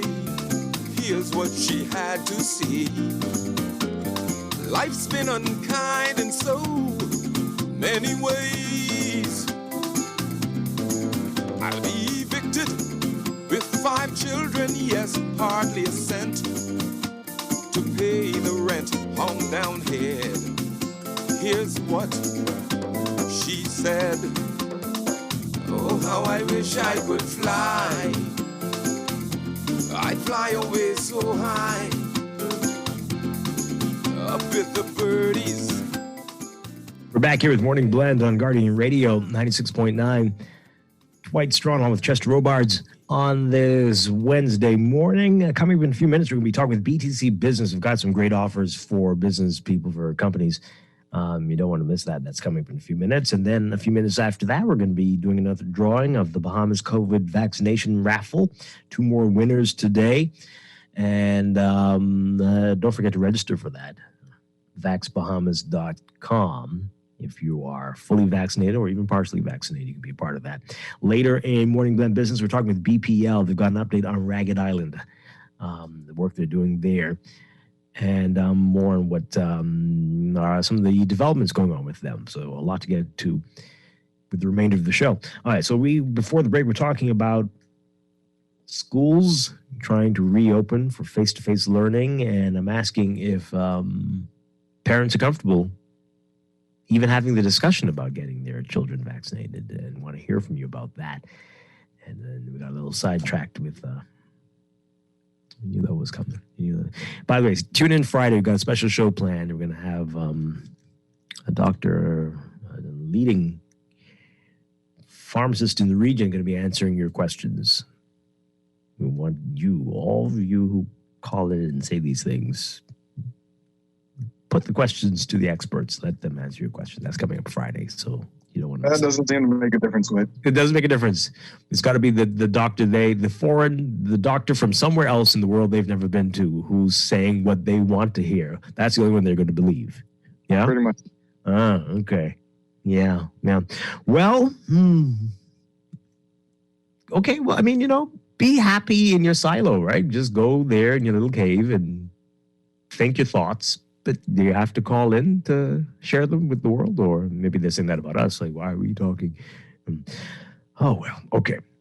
So let's get through some of these messages really quickly before we move on to our guest. 323-6232, 325-4316, 325-4258. I want to hear if you are comfortable, if you even had the conversation, or maybe you've done it already, with your children about getting vaccinated, how you're thinking, how they're thinking about it. I've got this message here. Someone says, I'm fully vaccinated, but I will not be giving the vaccine to my 9 and 6-year-old, even if it becomes available for emergency use for that group.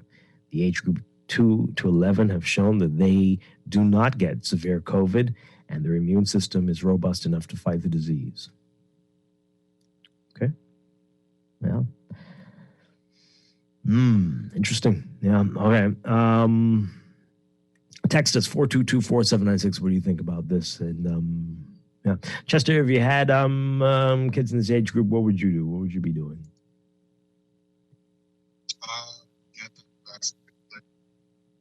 You would definitely get them vaccinated. Yeah. Wow. Yeah. Interesting article in today's National Guardian talking about we've been seeing some very long lines in the vaccination sites, and they're talking to people who were initially quite hesitant, who are now coming out and getting vaccinated, especially after life-changing battles. One of the people telling our news team this, and also others who saw their family members suffering and who had sworn that they wouldn't do it, but when they got close to home, the story has changed now, And of course, for some, the fact that come November, you might not be able to go to the States anymore. That's going to be a major influencer, I'm sure. And who knows, maybe the COVID vaccination raffle is influencing some people. I have no idea. I don't know. All right, this was a message here. It's the media who advertises all these unhealthy American fast food restaurants that make Bahamians sick and unhealthy. Oh, okay. So technically, it's the media to blame.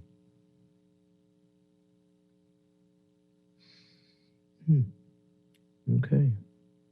media to blame.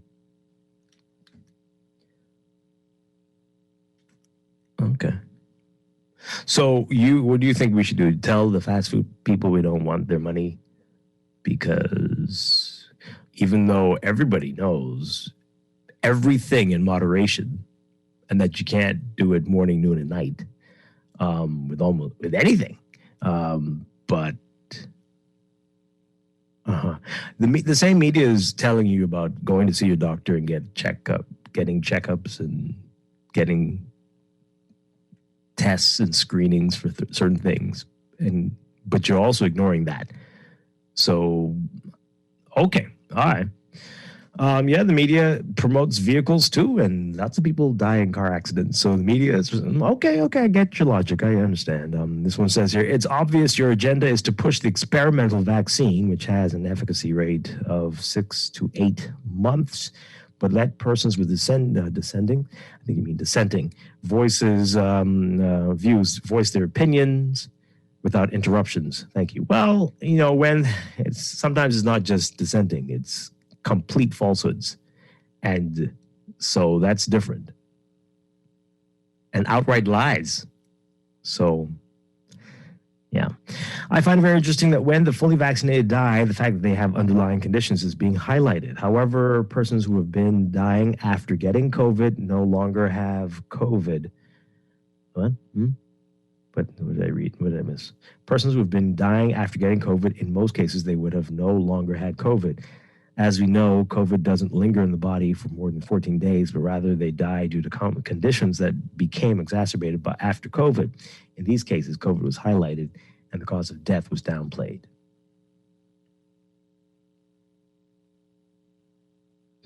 Okay. Some people be like, I don't trust the vaccine, but give 2 doses of ivermectin or any other drug that they don't know and they want in. Just crazy. Yes, it's very, very interesting. Very interesting indeed. So it says here, okay, no, we don't need to get into that one there. This one, I'm still calling for data on vaccine adverse reactions, including people who died in close proximity to vaccination. Maybe now that Israel has completed an allergy study, our healthcare system will start doing the investigations they should have been doing all along. While the incident rate is low, 2% is no joke in lives. They need to stop with the no-risk messaging. We get it. Vaccines help, but they can also hurt in rare circumstances. That's what Israel said, 2%. Do you know of anybody who had an adverse reaction? Have you heard that at all?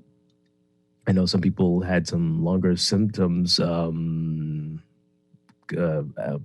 issues after the first dose. Chester, you had quite a few days. Yeah, I had maybe 2 days. I know someone with who's immunocompromised who had like a week or a little bit more after getting, but then they were fine afterwards. Mm-hmm. Yeah, right, exactly.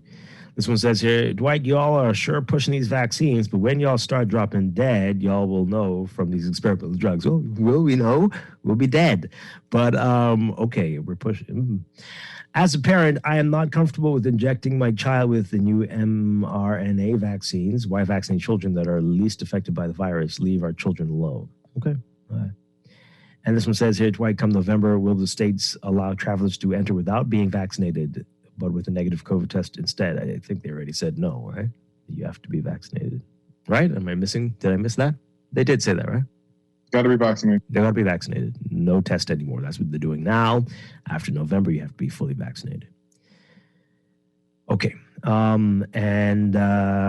Let's take this call very quickly, and then we've got to go to a break before we get to our guest. Good morning. Call, you're on the air. Hi, Dwight. Hi, good morning.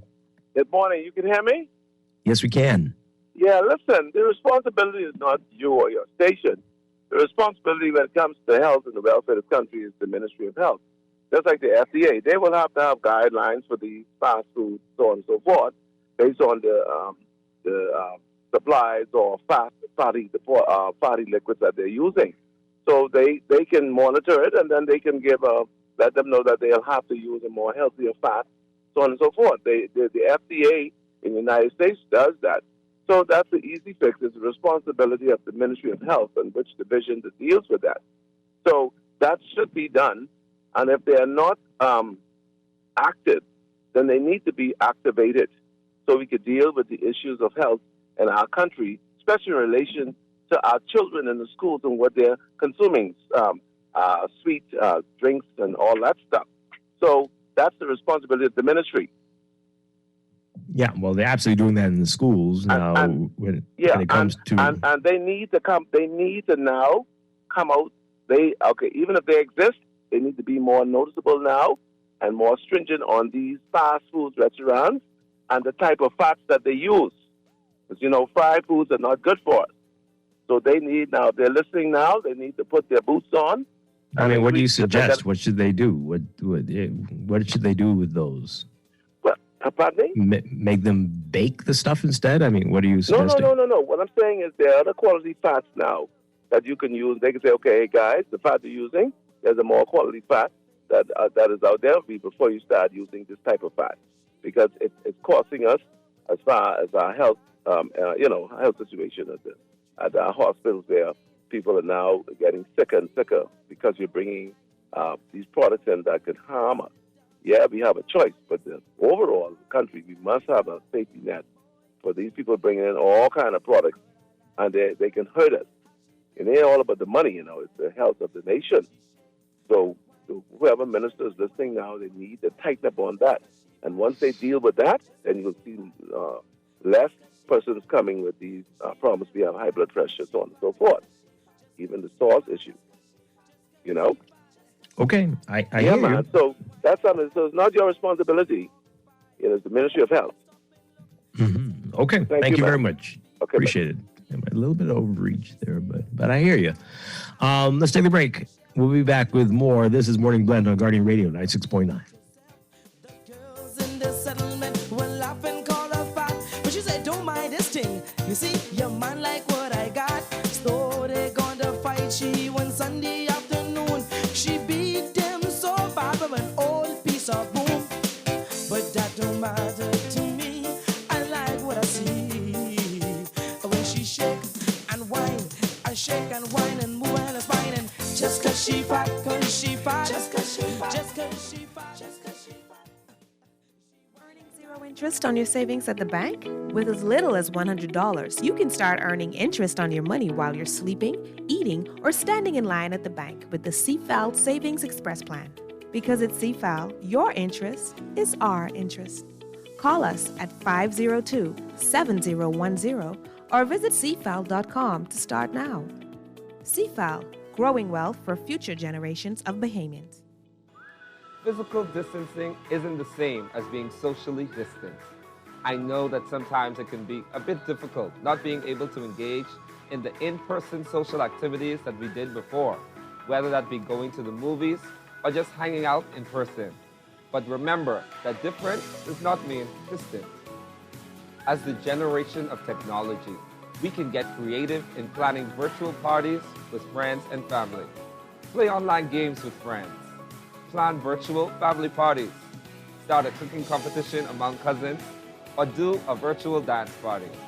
If you do gather in person, however, remember to avoid gathering in large groups. Always ensure that you wear your mask to cover your mouth and nose.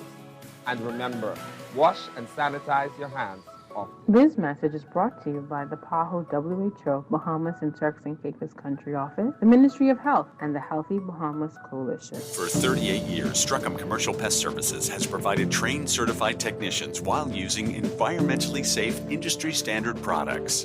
Pests can devastate your business. Together, we will ensure adequate sanitation standards and safe pest exclusion methods. Uncontrolled pest problems lead to significant financial loss due to food contamination, business disruption, and stock waste. Strachan provides detailed solutions protecting your business and reputation. Strachan, #1 in pest control services. Reimagine Auto Wow with RBC Financing. Drive home happiness with RBC Financing affordable packages. Experience the RBC difference with up to 100% financing, extended repayment terms, and step-by-step guidance from a team of mobile experts. Find out more at rbc.com/Caribbean/autoloan. Reimagine Auto Wow with RBC. This is Guardian Radio 96.9 FM. Fresh News Smart Talk. quality. I'm only one call away. I'll be there to save the day. Superman got nothing on me. I'm only one call away. Call me, baby, if you need a friend. I just wanna give you love. Come on, come on, come on. Reaching out to you, so take a chance. No matter where you go, no, you're not alone. I'm only one call away.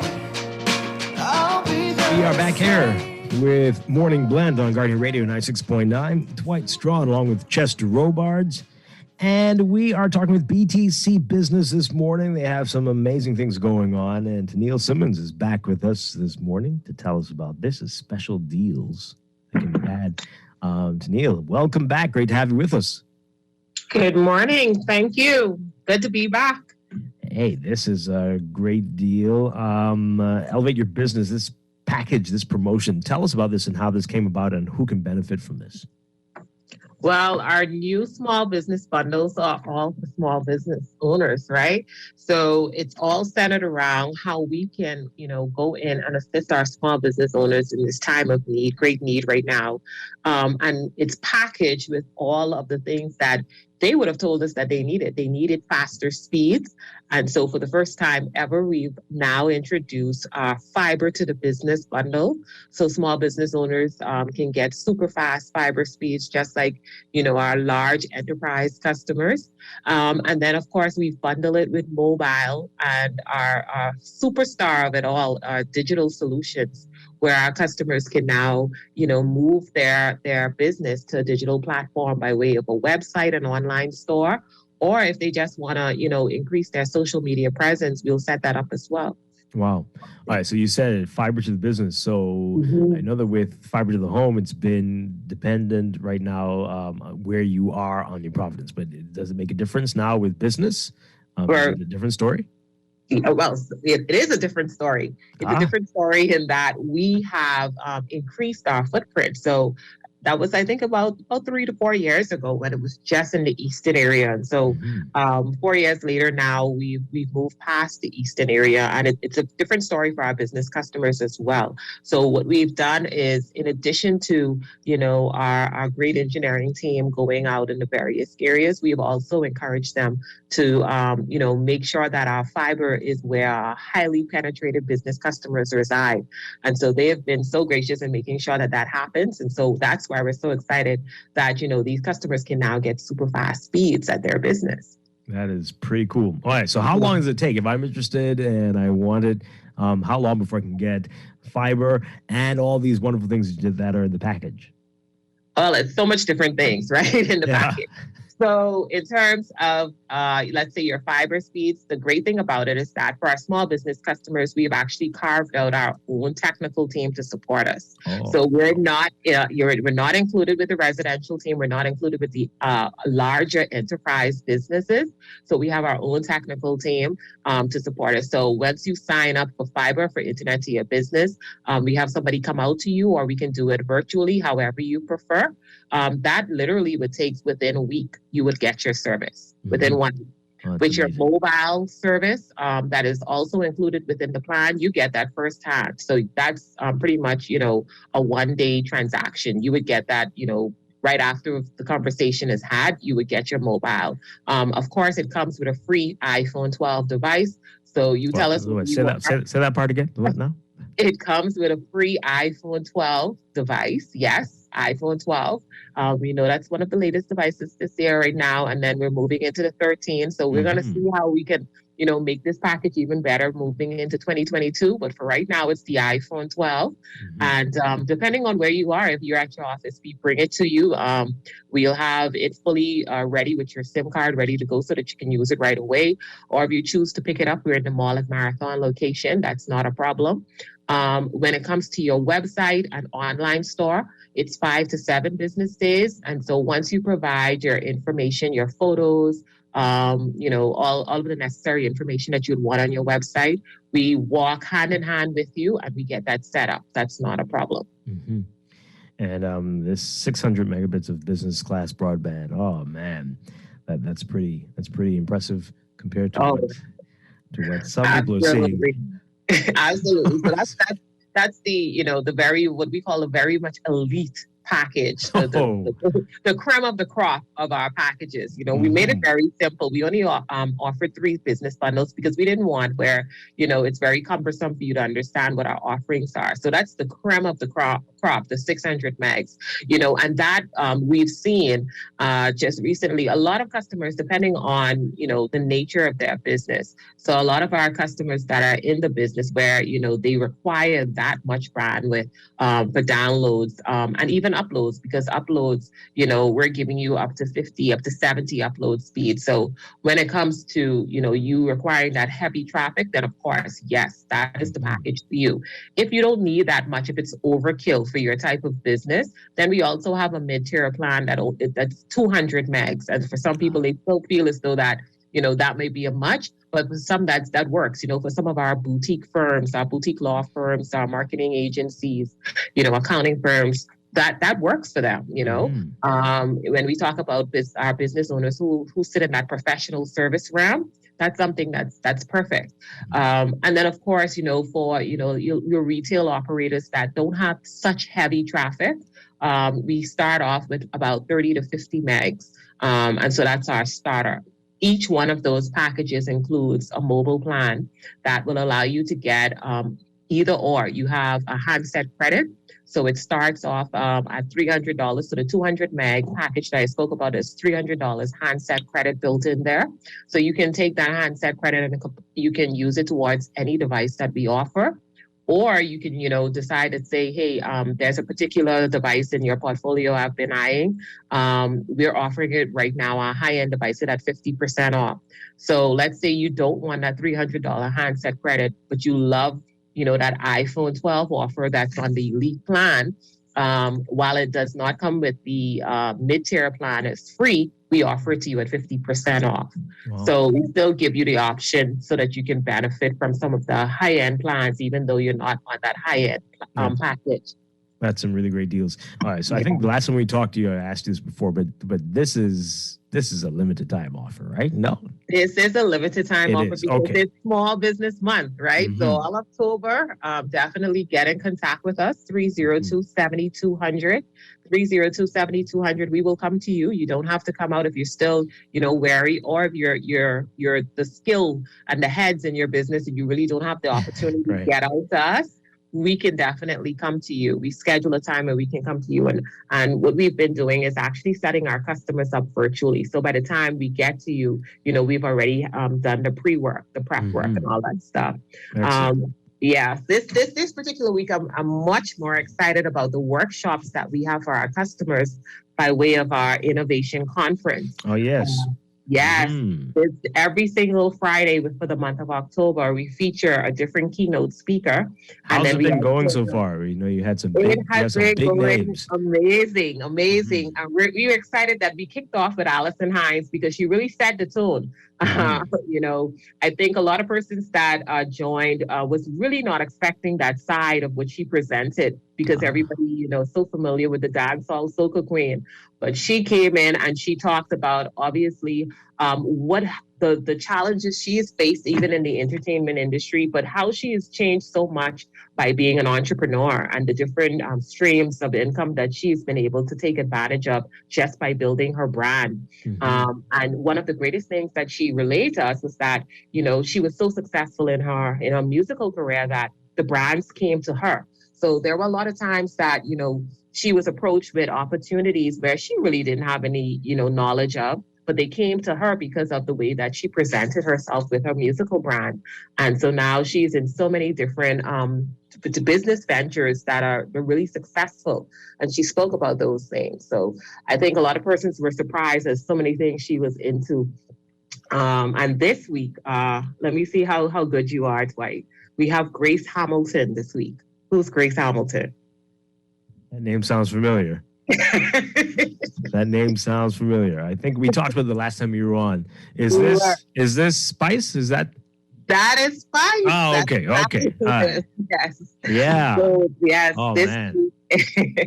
This week is Spice's turn to just turn it up, right? So she is the keynote speaker. So is she coming on as Grace Hamilton, or is she? So that shows you that she's serious about this. She's serious about business. Very much. Very much. Which Spice is this? Which Spice? This is Spice, the one and only Spice from Love and Hip Hop, the one and only Spice, the Jamaican musical singer. Yes, this is Spice. Yes. Sounds like Chester's about to sign up. I would encourage you to, and all the listening audience, definitely sign up. You can go to flowbusiness.co/events and register. Spice is going to be talking about all of her business ventures. You know, she has a whole beauty line. I didn't even know, that she was running a full beauty line. Mm-hmm. She also has a clothing line, and it's all under her name, Grace Noir. Because when they first started talking about it, while they were saying Spice, I was all for it. And then it switched to Grace Hamilton. It's like, you have somebody else coming? So Spice is going to be there. She's going to be talking about, obviously, she just did an interview on Forbes and talked about, from the time she was actually homeless, and now she's a what I call it, a multi-home owner. She owns so many different homes across the U.S. and Atlanta and New York and all of the different places that she does her business. But she's going to be talking about more so coming from the business aspect and how she's been able to get into that particular industry. Wow. And when is that going to be? That's Friday. What time? That's Friday at 10 a.m. So Friday at 10 a.m. We structured it where these are not long virtual conferences. So Spice comes on at 10. Her keynote should be done by 10:30, and then we go into our breakout workshops. So business owners who want to come and actually take something tangible from the workshop. We have where, we're only allowing about 20 to 25 persons in each session, but they're learning about, if you just started a business, which a lot of persons have taken advantage of this chaotic moment and started a business, and you want to know how you can build more of your brand presence and advertising digitally. We have a subject matter experts that really gives you hands-on information that you can take away. If you want to decide to start taking digital payments, how does that work? A lot of people, they don't have a brick and mortar, right? But they still want to operate from wherever they are as a business owner. A lot of our entrepreneurs, their business is solely online. So how do you now take advantage of customers coming to you online and actually making a purchase? Mm-hmm. So we have somebody who's going to be talking about that and helping business owners now start not only identifying which digital payment gateway that they want to facilitate the payments, but then how does it all work? And then, of course, we have finally persons that are going to be talking about helping you to, create a new distribution model for your business. If you're a product-based operator, you're offering a product. How do you get it beyond just the Bahamas? How do you get it throughout the Caribbean, in the U.S. and Canada? There's somebody that literally helps business owners get their products beyond just where they're locally produced. Mm-hmm. Well, this is great stuff. Jessica, go. Yeah, I just wanted to ask quickly, are you finding a lot of people coming to you for the online service, trying to even just figure out if it's for them and something they need to do for their store? Yeah, a lot of persons have a lot of questions about it because, and it's something that we expected, right? Because we usually did what we call customer advisory tables, where we just kind of get information from our customers. So a lot of them, if you think about it, it's not surprising. Let's say, for instance, our boutique owners, we just was working with one yesterday, hairstylist, that's her business. She's a hairstylist, that's it. But she wants to grow her business. One of the things she wanted to do was start, taking her scheduling online, all of her scheduling online, and then also persons being able to book and pay deposits online. And then, of course, social media. How does she increase her social media presence? So a lot of these business owners, while they are the heads in their business, but whatever they operate, when it comes to, the technology side in terms of, social media or, building a website or taking payments online. That's not their expertise. And so you have those questions there, but we're happy that we're pairing them with subject matter experts where they can actually see it happening and it's real great takeaways. And once they decide to go into that direction, we're there to give them that service, because one of the things that we decided to do was not create a barrier if somebody really wants to get in and to start their website this year. So we're offering it completely free for 12 months. So once you decide to say, hey, we want to take up your packages, we're giving you that opportunity to get your website up and running and it's no cost to you for 12 months. And that's 12 months of less, no headache of running it, starting it, operating it, nothing. That is amazing. All right. So to be a part of the innovation webinars, do you have to be already with a business, or can you just be somebody who wants to be inspired? And what do you need to do to sign up? Again, remind us about that and how you have to act fast, because you said definitely sign up. So 302-7200. That's 302-7200. If you want one of our small business agents to come and see you, talk to you about these offers and how you can get it for your business. Then also, if you're interested in an innovation conference, it's flowbusiness.co/events.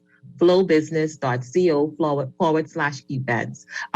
You're starting out, you're thinking of starting, this is a great time. Join the conferences, give us a call, we're there to help you. And then just recently on Monday, we closed we had, pretty much our business pitch competition. That just closed on Monday. And what I liked about that, it was not just for persons who were in business. It was also, just starting a business. It was also for persons who were already in business. And, obviously we're affected by what's been happening and just need that little financial injection to keep going. All they had to do was submit a 2-minute video to say why they needed the funds and how they were going to use it. So that just closed. We had a huge number of submissions for that. And the finalist is also going to be announced on our last session for the month, which is next week, Friday, October 29th. And so we're excited about that. We got that one. Yeah, we really got, I think, much more than we expected with the submissions, which obviously tells, of the times that we're in right now with small businesses and being able to support them financially, because it's up to $50,000 in cash and prizes that we're providing. Yeah. It's going to be one company, or is it going to be a couple? I know it was a regional thing, but how many will there be? Yeah, so it's 5. It's going to be 5. 5 different ones. Yeah, because what we're doing is we've partnered, like I said, with Barbados, Jamaica, Trinidad, and Tobago, and then of course ourselves. And so we want to make sure that we are fully represented in making sure that somebody is able to win that cash injection to help their business. So someone from the Bahamas will be at least one of the winners? Is that how it works? Yes, at least one. Yeah. Okay. We have up to 2 spots that we can take. Yes, but at least one of those winners would be from the Bahamas. Fantastic. We'd love to have you all back with the winners to discuss, meet them and talk about their project. That'd be great. Absolutely. Yeah. We're going to showcase their video on all of our social media platforms, what they have submitted. So some really, really great stories, Dwight. So I think persons will be really excited to see, some of those stories and submissions. Sounds good. Tennille Simmons, always a pleasure. Thank you so much. So much energy in the morning. We appreciate that very much with BTC Business. Tennille, thank you. Thank you. Thanks, Dwight. Bye, Chester. All right. We're going to take a quick break and be back. We've got the drawing for the Bahamas COVID vaccination raffle and then morning blend business. After the break, stay with us. A lot more to come. One call away, I'll be there to save the day. Superman got nothing on me. I'm only one call away. Call me, baby, if you need a friend. I just wanna give you love. Come on, come on, come on. Reaching out to you, so take a chance. No matter where you go, no, you're not alone. I'm only one call away. I'll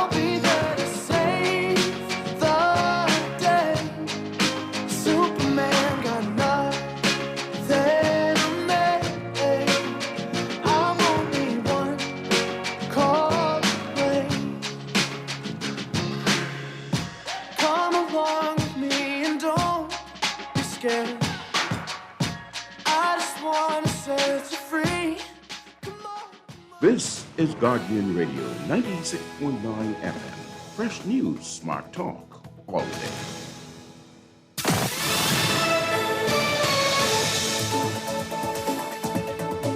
This is the Guardian News Network update on the hour. Hello, everyone. I'm Charlene Ferguson. The pilot program for government's free COVID-19 testing initiative will launch on the island of Inagua today. It's the realization of the Davis administration's election pledge, which health officials hope will help slow the spread of the virus in Family Island communities currently experiencing outbreaks by letting the infected know earlier that they are infected. It's hoped that, coupled with greater enforcement of quarantines and expanded vaccination, will bring a speedy end to those outbreaks. Well, Health Minister Dr. Michael Darville yesterday blamed an administrative gaffe on the part of the former government for the delay in new shipments of COVID vaccine. Dr. Darville told reporters someone just forgot to apply for more Pfizer doses from the COVAX facility, but he added that this government has, and that shipment should be here the first week of November, with the next shipment of vaccines from the United States right behind. And the straw market downtown is finally set to reopen next month. Minister for Public Works Alfred Sears says the bulk of the Ministry of Health's recommendations were met and that the only issue now remains one of equity, figuring out how to safely and fairly accommodate all of those vendors. That's what's making headlines at this hour. Stay with us. AP Update is next.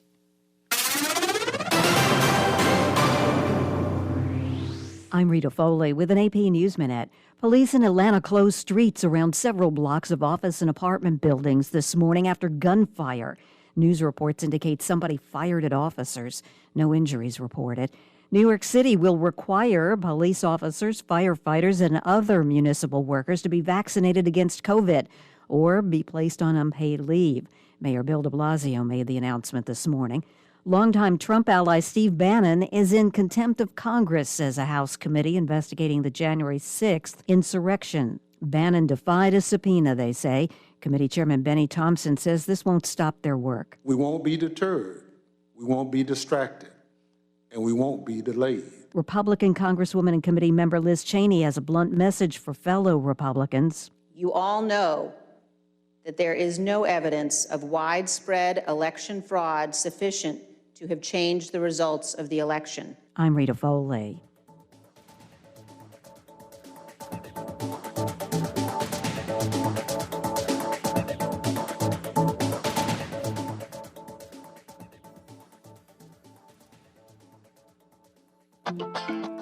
People helping people to help themselves. All right, watch this. The credit union of the Bahamas, job card ain't got nothing on them. There's the plug.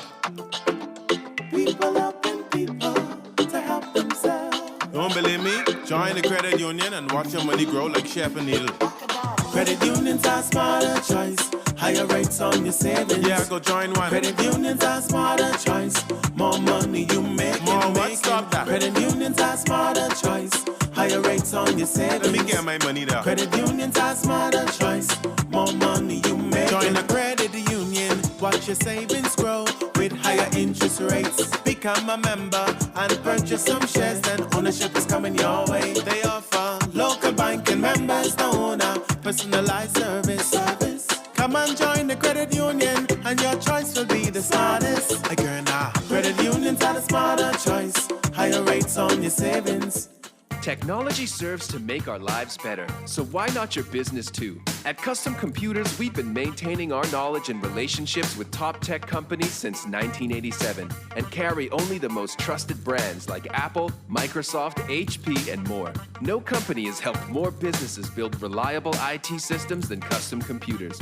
You name it, we've done it. Call 396-1101 to talk to any of our business experts. Find trust in your tech. Count on Custom Computers. Have you heard about the COVID vaccine raffle? If you are vaccinated against COVID-19, you can enter to win amazing prizes like food store gift certificates, hotel stays, beach excursions, and so much more. Even if you are previously vaccinated, you can still enter to win. The COVID vaccine is free, safe, and protects you from severe COVID-19 infections. Don't delay. Get vaccinated today and enter to win. Visit www.vaxbahamas.com to register.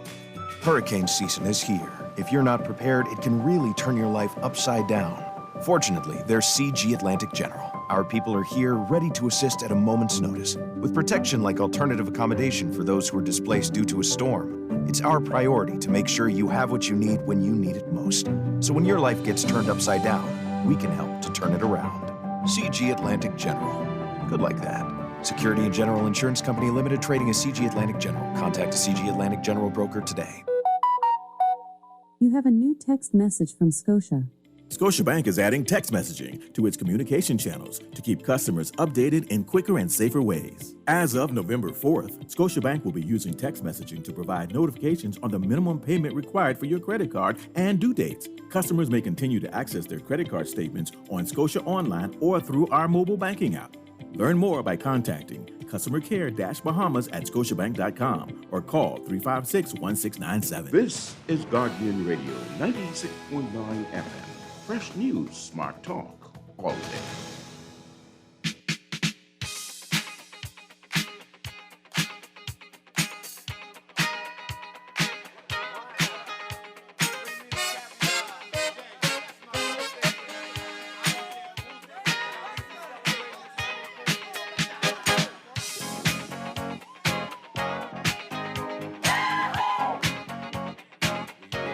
We are back here with Morning Blend. We're going to start with Morning Blend in just a second, but it's time for the Bahamas COVID vaccination raffle. Chester got 2 great prizes, partnering with the U.S. Embassy and many other great partners to bring this to you. Every day we're drawing some names to win the 2 prizes for the day. We've got 2 great prizes today as well.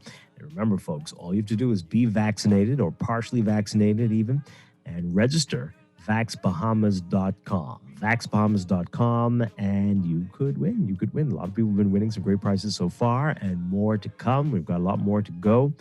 And today, the prizes are a $50 John Bull gift certificate and a Coca-Cola gift basket. So 2 great prizes there. Let's do the gift basket first. So that'll be, Chester, you got some drum noises you can make there? What do you have for us today? No? Okay. All right. So we'll turn up our celebration music. Oh, there you go. Our celebration music up as we announce the winner of the Coca-Cola gift basket. The winner is Lanishka Cornish. Lanishka Cornish, Liniska, Lanishka, I think that's how you pronounce it. Cornish, you are the winner of the Coca-Cola gift basket. The U.S. Embassy is going to contact you, and they'll let you know when and where and how to collect your prize. The U.S. Embassy will be in contact with you. But again, that's Lanishka Cornish, the Coca-Cola gift basket. All right, congratulations. Now, for the $50 John Bull gift certificate. Oh, boy, you can use that. The winner of that prize is Watson St. Ford. Watson St. Ford. That's WADSONSAINT-Fort, F-O-R-T. Watson St. Ford. Watson St. Ford. All right. You've won the $50 gift certificate from John Bull. Congratulations to you. And again, the U.S. Embassy will be contacting you. Congratulations to both our winners today. And again, it could be you. It could be you. Just register. Bahamas.com to register if you're fully vaccinated or even partially vaccinated for the Bahamas COVID vaccination raffle. We'll have another drawing tomorrow. Right? Sorry? Say it again? We're still not eligible, right? You know. Well, let's stay out of it. Yeah, I think it'll be best if we do. But hey, that's more chances for our listeners to, and all those vaccinated people out there to benefit from that. So great stuff there. Again, another one tomorrow. All right, we'll take a quick break and be back with Morning Blend Business. We're talking with BPL. They've got some great updates for us, especially about what's been happening in Ragged Island. Some big news there. That's coming up in just a second. Stay with us.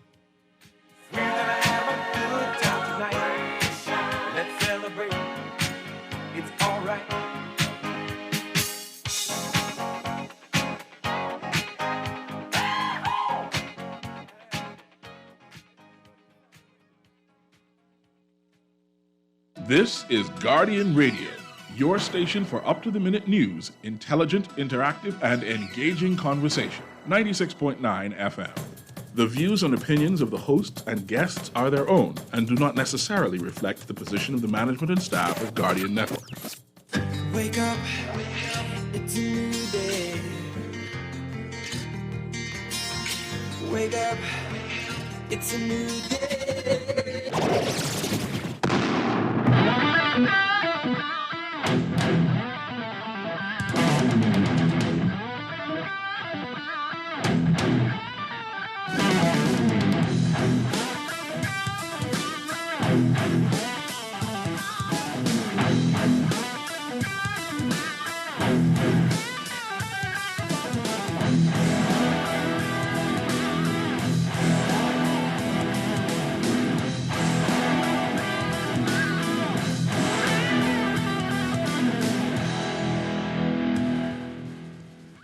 Good morning and welcome to Morning Blend Business on this Wednesday, October 20th, 2021. Welcome back to our Morning Blend listeners. Once again, I'm Dwight Strachan, and once again, I'm joined by Chester Robards.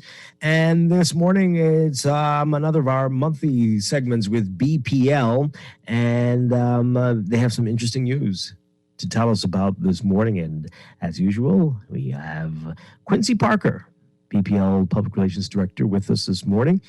Good morning, Quincy Parker. Always a pleasure. Good morning, Dwight Strachan. It's there we go. Okay. That I'm muted, but I can you hear me? Yes, we can hear you. We can hear you. Okay, good. Yeah, great. I was just trying to figure out why it is that you seem less than impressed to be hosting the premier electrical utility in the country. On your show this morning. You're interpreting everything all wrong. I'm very pleased, always pleased to talk with you and with BPL and all of our guests, all of them. So we're very happy, very happy. Oh, you've we will see, even though depending on what you say, but it might be a different story by the end of the show. But I'm sure you have good news for us today. We at Bahamas Power and Lighting are excited to share good news with Morning Blend always. Well, I have to say, I mean, see, if I say this now, it's going to be a problem. But you know, he does always come with bad tidings. But you know, there've been fewer issues. Glad tidings of great joy. Yeah, fewer issues. I haven't had angry text messages in the mornings about, oh, my power's been out. So that's good. That's a good sign that over the last few weeks, things have stabilized somewhat, right? And most of the issues have been, it seems, like issues based on accidents or somebody did something, somebody hit something, right? That seems to be what's going on. We were getting for a while there lots of text messages every morning about that. Of course, as well you should, yeah. Mm-hmm. Because one of the things that we BPL employees and staff and team members live in the country as well, right? So we don't run from when there are issues. We are of the view that the harder we work to address our challenges, the more our customers will be satisfied, and the less they'll have to complain about. Yeah. So if you say that you've had less angry texts, then I can only say that is because we've been working really hard to make sure that the power stays on, and that it's uninterrupted, that it's good quality power, and that it is at a rate you can afford. Yeah. Where those things are not true, then we have team members that can come in to try to address the challenges.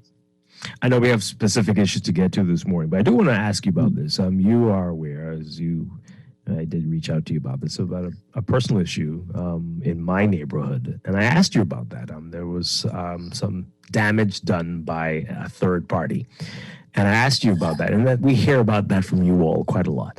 Do you all go after those people? I mean, do they ever have to pay you for the damage, pay you for the overtime that the employees to get the power back on? And do you ever do that?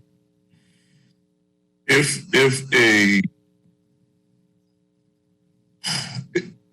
the incident involved is something prosecutable, then so if it's intentional, you mean? Like then it's, but an accident. Then it is, if it's something prosecutable, we will make a complaint to the police, redress. But if it's an accident, it's an accident, and that may be something that is from a policy position going, in the future. But at present, if really and truly if it's an accident, it's almost out of our hands. Yeah, but that's so costly, though, and that's yes, which is one of the reasons that we continue to encourage people to pay attention.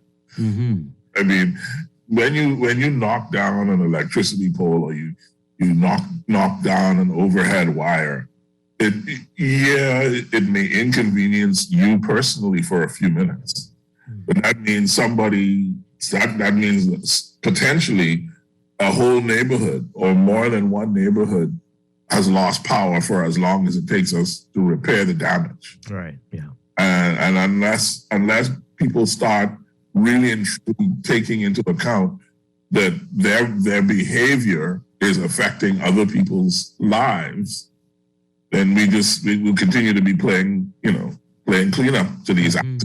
But thankfully, we're not talking about fatalities. So, we have to find a silver lining somewhere. Yeah. Wow. Boy, that's a lot. Okay, so Ragged Island. This is that's a lot. I mean, as you know, the company. It's no secret that you've been dealing with a lot of financial issues, and that there's no really recourse there for situations like this. Yeah. We need money. It's just that's right. Yeah. And that's unfortunate. I mean, people need to pay attention on the road, right? People need to make sure that when they are conducting not only roadworks but building things, if they're doing construction, make sure to stay away from the BPL lines and that sort of thing. But overall, we are definitely we need the money. Yeah. Wow. All right. Ragged Island. It's been a lot since Irma all those years ago, but this is good news now. Where do things stand with the power plant there, and what are we dealing with exactly, and what's about to happen? Right. So the short version is that the government of the Bahamas, the short version is a bit long, that's why I took off my glasses. Government of the Bahamas designated Ragged Island to be a quote-unquote green island as part of the Green Island Initiative, right?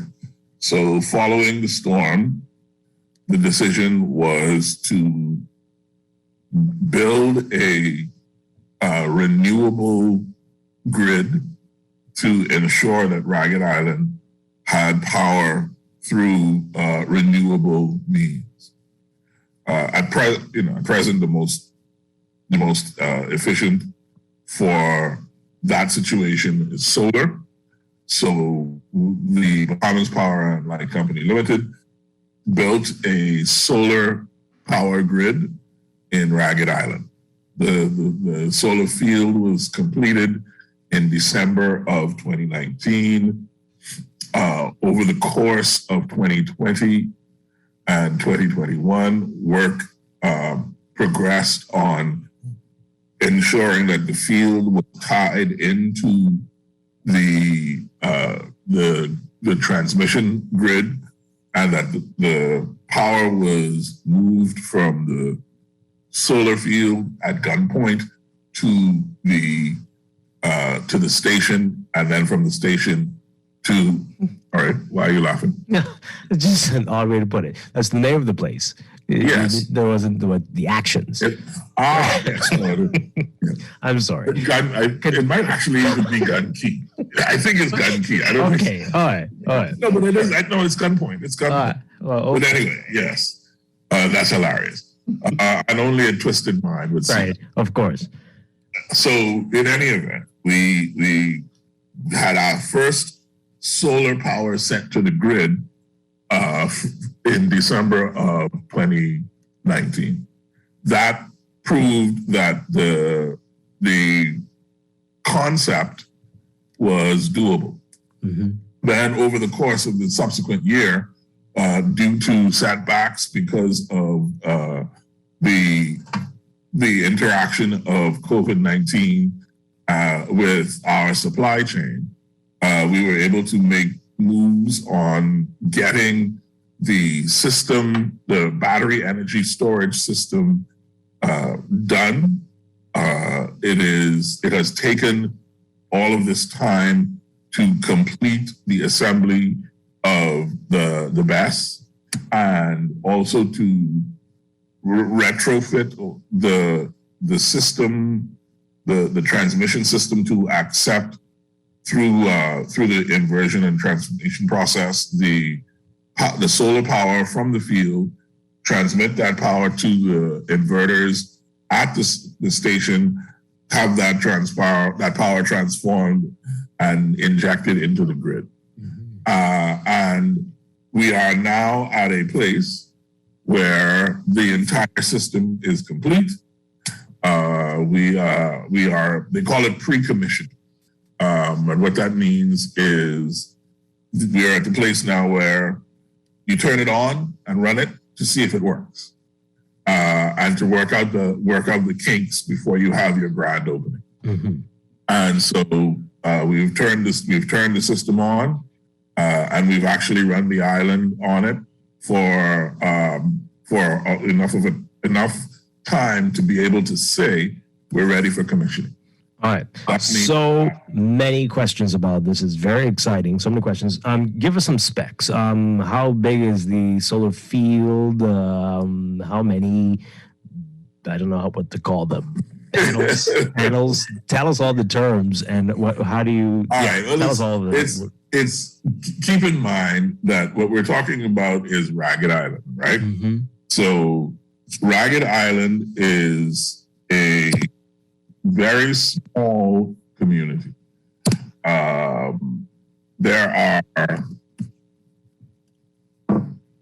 are about,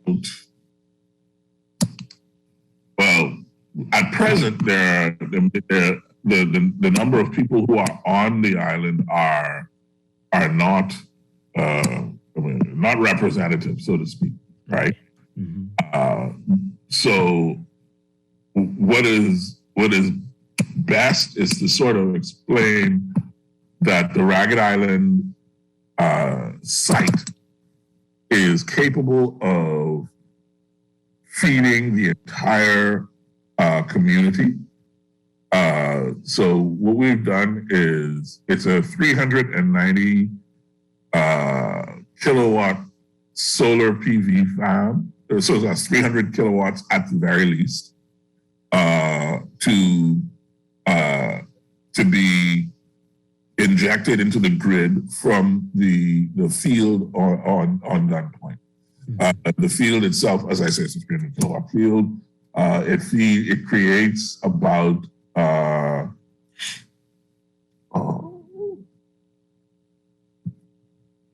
is it 90? I think there's between 60 to 90 sort of residences in Ragged Island because of the people who have moved off due to Irma and the storm. All right. So would it be able to, if all the people move back there? Right. What I was going to say is, yeah, exactly.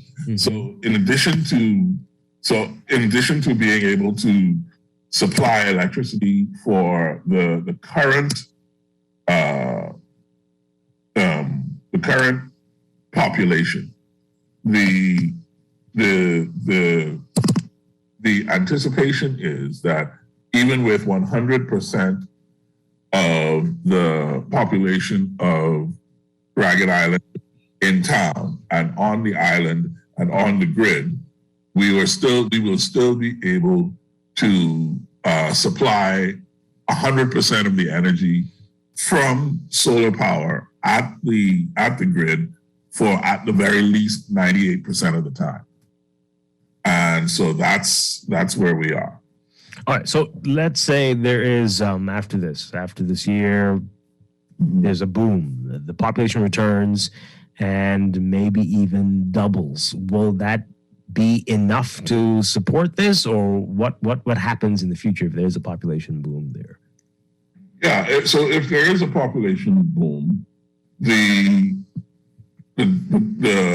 system is flexible enough that it's simply a question of increasing the solar array. It's 170. Well, the array. The technical terms. I'm reluctant to use them because, for the most part, I don't want it to sound like we are just using technical language, right? But the short version is, it's a 390 kilowatt solar array capable of withstanding wind speeds up to 170 to 80 miles an hour.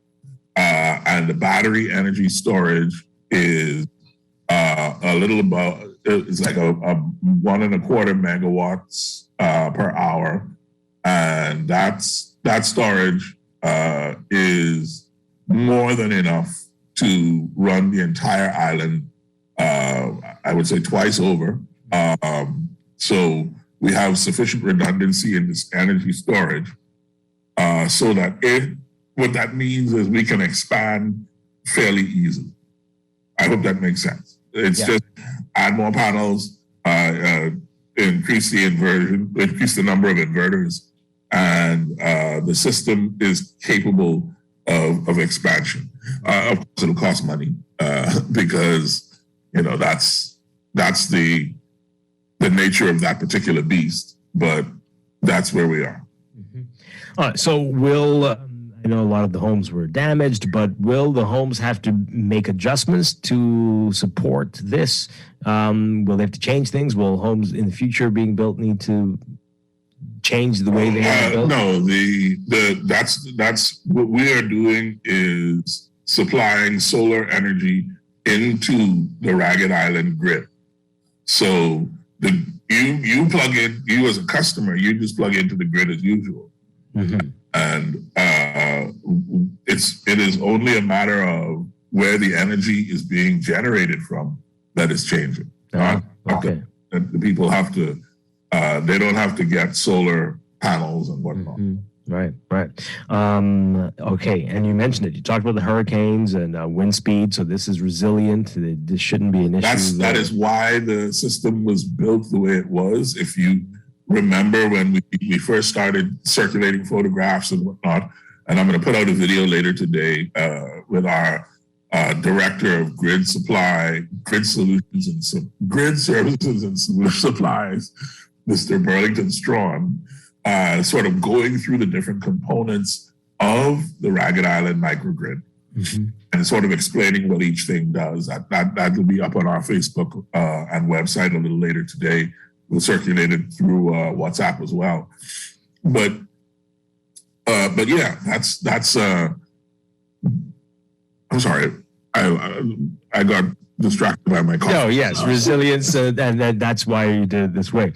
All right, so that's fantastic. Oh, right. And I wanted to say, I'm sorry, yeah, because if you look at the microgrid, the solar field in particular, what you're looking at is, instead of solar panels that are on a plinth and angled, and there's space between the surface of the panel and the ground, what we went with was a ground array, which means that there is nothing underneath them except the support system. So it's like they're laying on the ground, which increases their ability to withstand hurricane force winds. It was built with a hurricane or the Category 5 hurricane in mind. So that's the resiliency of the solar panels, which means that presumably, as long as the sun is shining, we're in good shape. Yeah. Okay, so that's an interesting point. As long as the sun is shining. Well, that's the whole point of the battery energy storage solution. Right. Right. So the battery energy storage solution, like the one we're building at Blue Hills, by the way, what that means is when what you're doing is storing enough energy to both supply energy to the grid and keep energy in reserve. And we are, let's be honest, we're also keeping some of the diesel generation available in the event that there is some catastrophe regarding the solar panels or regarding the solar generation. So we're not going to leave Ragged Island in a situation where there's no generation available. See, Chester wants to ask something. Before you do, Chester, I guess you answered the question just now. So if there's, by some strange phenomenon, we have 2 weeks of overcast skies. The battery energy storage should be able to bridge a significant portion of a gap of that size. Mm-hmm. But as I say, we have enough diesel to just kick in and bolster the generation until the solar comes back. Mm-hmm. Chester? Yeah, I wanted to ask you, what kind of difference in their bills per month will they see with the array now compared to what they had before? Yeah, this is not a bill reduction exercise. This is this one is a project that we are undertaking to increase the percentage of our generation that comes from renewable energy. What that means is that their bills may not go down because of this. The goal of the project was not to reduce the consumer bill. So it is likely that their bill will stay the same. Mm-hmm.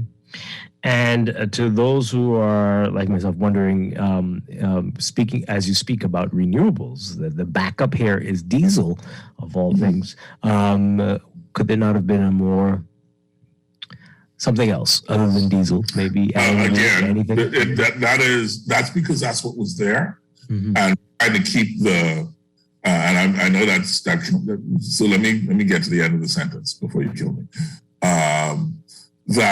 That we're trying to keep the costs manageable, not only for BPL, but for our customers as well. The whole point of the renewable microgrid is that it's a learning lab for BPL as well. This is our first fully solar installation, right? As a company, this is the first time that we've built an installation where the entirety of the power provision is from solar energy. We have learned a lot from this project. The lessons that we've learned from this project are going to be put into effect as we go through the rest of the Family Islands and build the solar arrays. We have 2 sites identified in Andros, 2 in Eleuthera, 1 in Inagua, and then of course the sites in Abaco that have also been identified for solar microgrid. And so it is that we are learning lessons that will allow us to include more renewable, particularly in this case, solar generation. The idea of including renewable backup is a great idea, but as a matter of reality, the cost outweighs the benefit at this point. We can't afford it. Yeah. Because that would be, when you talk about renewable backup energy, then that means we either have to, what are you talking about? LNG? Well, you have to build and get an LNG regasification plant into Nassau or New Providence. Then you'd have to have an LNG suitable in Ragged Island, LNG capable engine, and then you'd have to, and that's money that we don't have, number one. Number two, that's the plan, right? So people think that, let me rephrase, I don't know what people think, so I'm not going to finish that sentence. It is sometimes it comes to me as the director of public relations that we are, as a company, not looking forward. The truth is that our strategic plan encompasses a very steady and reliable set of advances that allow us, if we follow the plan, to, in the next 2 years, have an LNG regasification plant constructed at our Clifton site, which will allow us to take LNG into the BPL system, where we already have engines that are capable of burning LNG at both Clifton and Blue Hills. And then we can start introducing LNG throughout our system. But the only reliable, affordable backup that is available right now is diesel. And that's just the unfortunate reality. All right, we got to go to a break, but before we do, I think you said you called it the soft commissioning, right? When will this officially come online? When is it going to be officially? Well, I mean, that kind of thing is up to the minister and the board. Mm-hmm. But we're ready to go. My understanding from the team on the ground is they're ready to go practically any minute now. So it's not on right now. You've done the test, though, is that right? It is being run in test mode, and as I say, it's been tested on the grid, but it's ready to go at any moment. Right. Okay. All right. This is very exciting. You mentioned some other islands. We'll get to that in a bit and talk about some other things as well, including waste to energy. That's been talked about a little bit in the past, but so it seems like there's some developments there. We're going to get into that. Don't get excited. Don't get too excited about waste to energy. Be reasonable. We'll get to that and determine how much to temper our enthusiasm. Yeah. You know, we got a bunch of waste around here at Quincy Parker. You know what I'm talking about. You know what I'm talking about. Anyway, we'll get to that after the break. This is Morning Blend Business on Guardian Radio. Stay with us. Come on. Yeah. Gotta do it. Go back to the island, boy.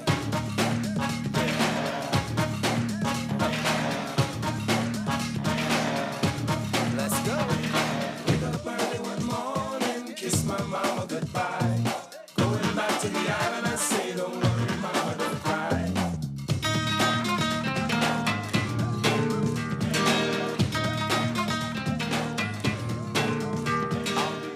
Boy, you know what going down tomorrow? Nobody, what happening? Joe bringing these knives to school. He could do Junior in. For what? Boy, he fooled with Joe girl. Mother sick. And you know Junior don't back down for nothing. So that means you got a big fight tomorrow. So whose side you want? Side? I trying to stay in school, not Simpson Pen. We gotta tell somebody about this fight. Tell somebody? I ain't no snitch. I mean cool, you know. Boy, if you so cool, then you need to stay in school and stay out of the fight. Yeah, but if I don't hang on Joe's side, him and these boys coming for me next. All right, so we definitely gotta tell somebody. We gotta prevent the fight. What I say, I don't want nobody call me snitch. We could just call Crime Stoppers. You could report what you know, and nobody gotta know it's you. So what are the boy? All you gotta do is call them or you text them through the Crack Crime Bahamas app and nobody can know it's you. Then the police come looking for me for more info? And when they finish with them, Joe them coming looking for me? When you call Crime Stoppers, the calls go directly to Miami and they don't ask nothing about you. Then you can get the pen from them and you can claim a reward later using that same pen. Plus, everything's scrambled so nobody can read what you saying. Call 328-8477 from Nassau or 242-300-8477 from the Family Islands. It's time to celebrate the good in our people. They do their best just to help everybody. They show good character by their good deeds. Lend a helping hand to everyone in need. Join us on October 20th as we celebrate Character Day. Visit characterdaybahamas.org for more information. Be the reason. Be the reason now. Be the reason. Show your character. This traffic report is brought to you by Shield Insurance and Prudential Loss Adjusters.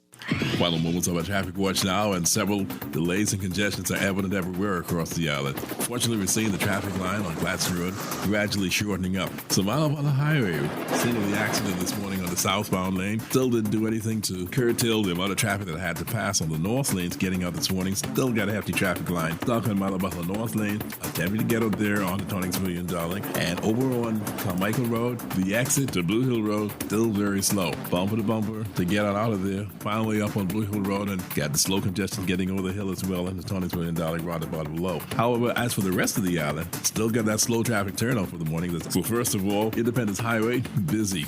West lanes going into Blue Hill roundabout, bumper to bumper traffic. East lanes going into East Street, same thing. Prince Charles Drive, reasonable ride along the route. Slow up when you pass the Beatrice Drive Sea Breeze intersection, but it really slows down once you cross Soldier Road to get into the Marathon Road intersection. Marathon Road with the morning traffic from that intersection all the way into Wolf Road. Traffic finally declared for Kingsway Academy. Traffic on Vernon Road. But over on the Eastern Road, still have a hefty, serious traffic line leading from the Foxville Road intersection, moving along East Bay Street. That really bungles and slows the traffic down on that route even now. However, the ride coming in on West Bay Street, not bad at all. A little bit slow, but not congested or having any delays. Final moments of our traffic watch, and we still got hefty traffic delays going on out here. This National Traffic Report is service with Jazz Johnson. If you're looking for a quote online, you're invited to check out jazzjohnson.com direct quote page. Get an online quote for your home, your auto, commercial property, and more. With around this guy look at traffic in real time, I'm VANN. Michael was in a horrible car accident. Prudential Loss Adjusters managed his claim and got him the settlement he deserved. Sierra's roof received hurricane damage. Thanks to Prudential, she and her kids are happy with their claim settlement. Tammy fractured her ankle in a slip and fall. Prudential saved her time, money, and peace of mind. Prudential Loss Adjusters are here for you whenever a tragedy strikes. Call 322-4026 now. Don't wait for disaster to strike. This hurricane season, be ready. Protect your home with an affordable and comprehensive home insurance policy from Shield Insurance. You can't control what nature blows your way, but with Shield Insurance, you can rest easy as you ride out the storm. Protect your largest and most valuable investment. Don't take a chance. Put your home in our hands. Shield Insurance agents and brokers in Nassau, call 356-7202 or Freeport 352-5945. Earning zero interest on your savings at the bank? With as little as $100, you can start earning interest on your money while you're sleeping, eating, or standing in line at the bank with the CFAL Savings Express Plan. Because at CFAL, your interest is our interest. Call us at 502-7010 or visit cfal.com to start now. CFAL, growing wealth for future generations of Bahamians. You have a new text message from Scotia. Scotiabank is adding text messaging to its communication channels to keep customers updated in quicker and safer ways. As of November 4th, Scotiabank will be using text messaging to provide notifications on the minimum payment required for your credit card and due dates. Customers may continue to access their credit card statements on Scotia Online or through our mobile banking app. Learn more by contacting customer care-bahamas at scotiabank.com or call 356-1697. Have you heard about the COVID vaccine raffle? If you are vaccinated against COVID-19, you can enter to win amazing prizes like food store gift certificates, hotel stays, beach excursions, and so much more. Even if you are previously vaccinated, you can still enter to win. The COVID vaccine is free, safe, and protects you from severe COVID-19 infections. Don't delay. Get vaccinated today and enter to win. Visit www.vaxbahamas.com to register. That's the sound of a bite-sized payment I made on my new laptop. Can I make a bite-sized payment on this amazing vacation? Yes, with Scotia Select Pay. Now my big-ticket credit card purchases are more manageable with flexible bite-sized payments over 3, 6, 9, or 12 months at a lower interest rate. Scotia Select Pay allows me to better plan my expenses over time. The best part? No credit checks or financing application. Visit bs.scotiabank.com. Conditions apply. This is Guardian Radio 96.9 FM. Fresh news, smart talk, all day.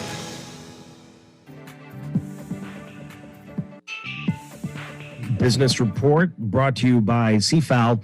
The government, the Ministry of Grand Bahama, saying that it will not support any rate increase proposed by the Grand Bahama Power Company.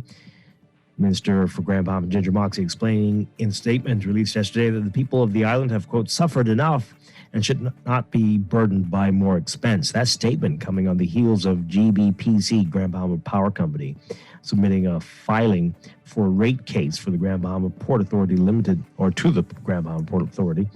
The GBPA noting in its own statement that the rate filing is part of the power company's obligation spelled out in the regulatory framework agreement and does not mean a decision has been made on rates as yet. NAD, Nassau Airport Development Company, has revealed that its proposed new fee for all passengers arriving into Lynden Pindling International Airport is needed toward the cost of more than $30 million in capital investments at the country's main gateway. NAD responding to feedback on its fee proposal, which has garnered pushback in the general aviation subsector.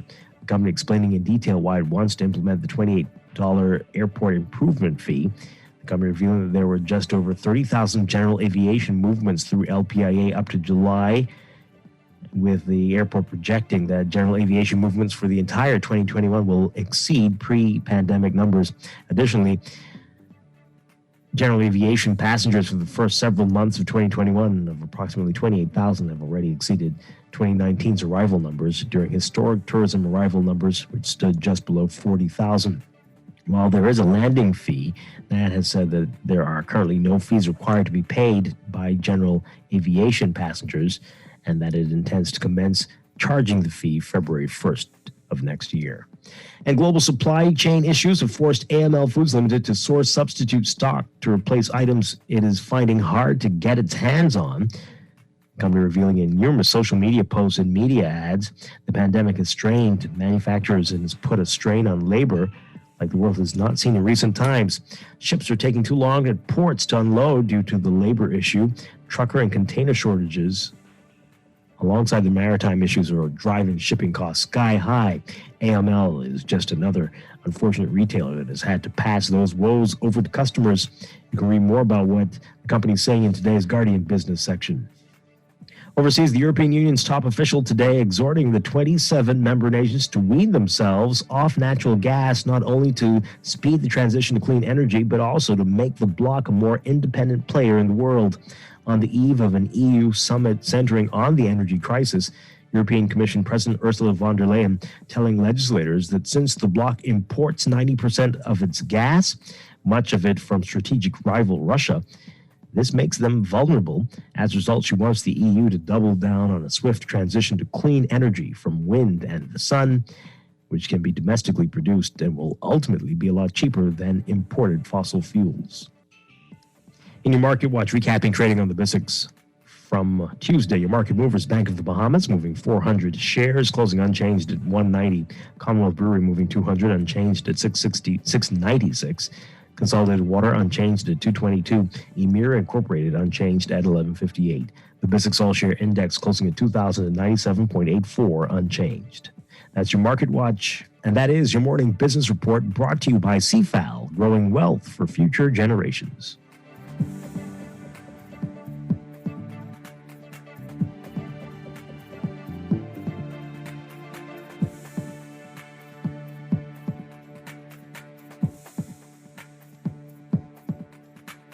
This is Guardian Radio 96.9 FM. Fresh news, smart talk, all day.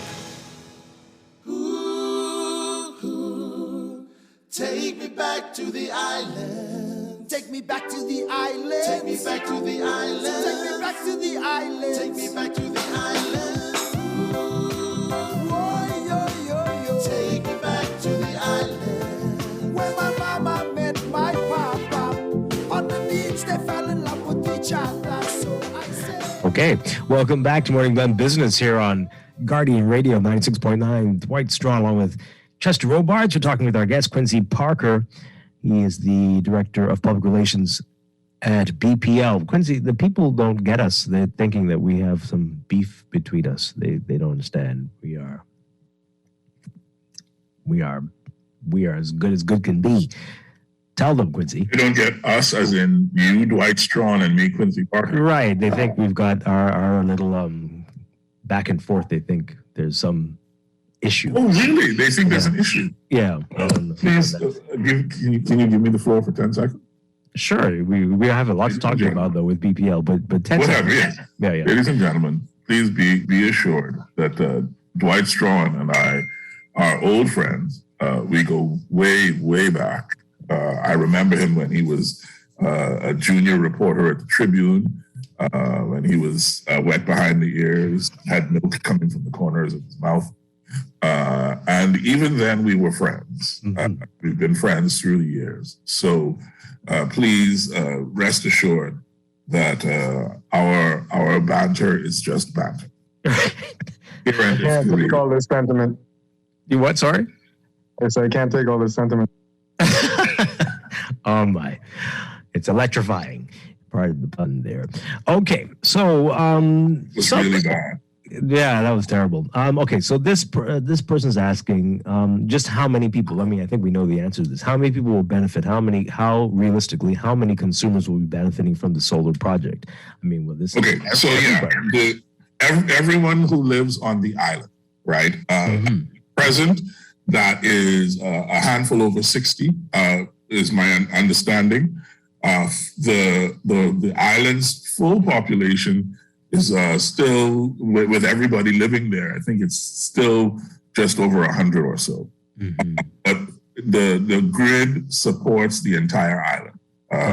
And again, just by way of sort of understanding the project, it is, in addition to fulfilling the government's promise of creating a green island on Long Island, on Ragged Island, it's also a learning lab for BPL to be able to take the lessons from this and more efficiently install such solar microgrids or renewable microgrids around the country elsewhere. Right. And I want to get back to that in a second. But so if an individual homeowner or business owner on Ragged Island wants to do solar for themselves, will that be an issue at all? That won't come. No, that's not an issue at all. Nothing. Right. Okay. The only thing that the grid, the renewable microgrid does is replace the power or the energy supply into the grid with solar power rather than diesel power. Now, the question has been asked here about New Providence. We know the issue that you all will say is space, but not just space. Not just space and money. Money too. Okay. Right. Because could this work for, if there happen to be space and money, could this work for individual neighborhoods to take some pressure off the grid here in New Providence? If you could find a field and maybe a part of Eastern New Providence only or part of Western New Providence only, is that a possibility in the future somehow, some way? We are, as a matter of fact, we have made a proposal for a 15 megawatt project here in New Providence. 15 megawatt solar project here in New Providence that would do exactly that. That would provide, if it, depending, all things considered, solar power enough to supply a few neighborhoods, maybe just as a pilot project, just to see what is possible in New Providence. And 5 of those 15 megawatts will be available to the public for free. They can just link up and, if they want to buy their solar panels and then plug into that project. But the challenge in New Providence is so because of the way solar storage works, a diesel plant, let's put it in terms of 100, right? The round number is 100. 100-watt plant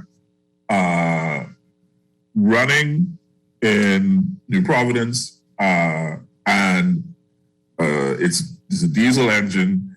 As long as the engines are running, you will get the 100 megawatts of energy from that plant. Mm-hmm. For the same 100 megawatts, if you are running solar, if the generation is solar, you may get 25 of the 100 megawatts on a consistent basis, because you're always fighting against cloud cover. You're fighting against the cost and energy drain from the inversion. You're fighting against, solar is about 1/4 as efficient as standard diesel generation. Right. What that means is, in order to get the 100 megawatts, you have to build 4 times the amount of solar. Oh boy. Which means, so it's not just about space. Space is important, but it's also about the cost of the energy conversion.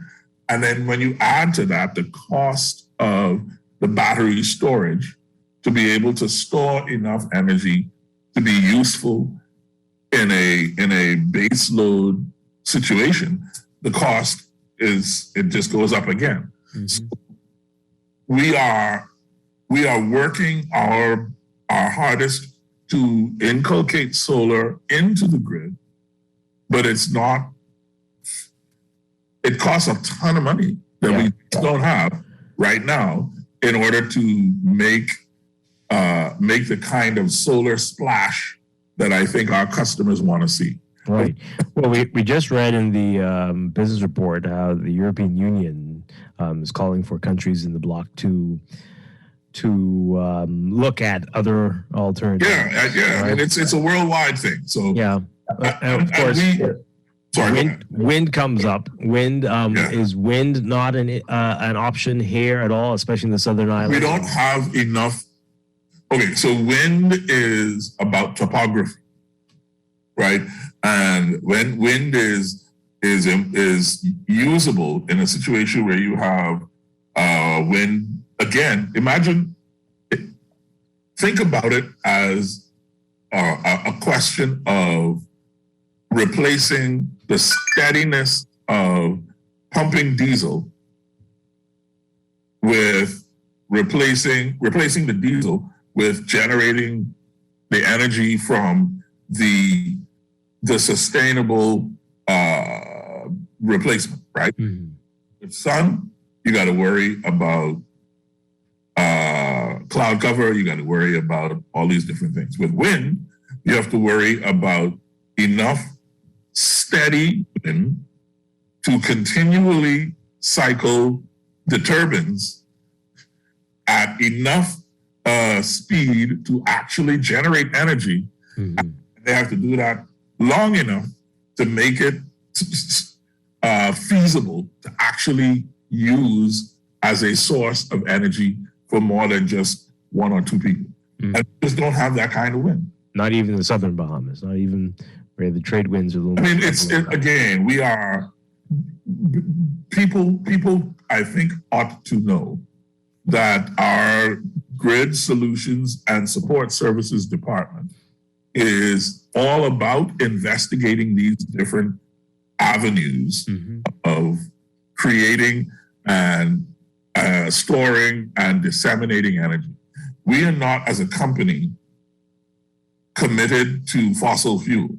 We are committed to getting the best energy at the best price to our customers in the safest manner possible. Yeah. All right, we've got less than a minute to go. We're just about out of time. But waste energy, I want you to get that in there. Yeah. So waste energy is great.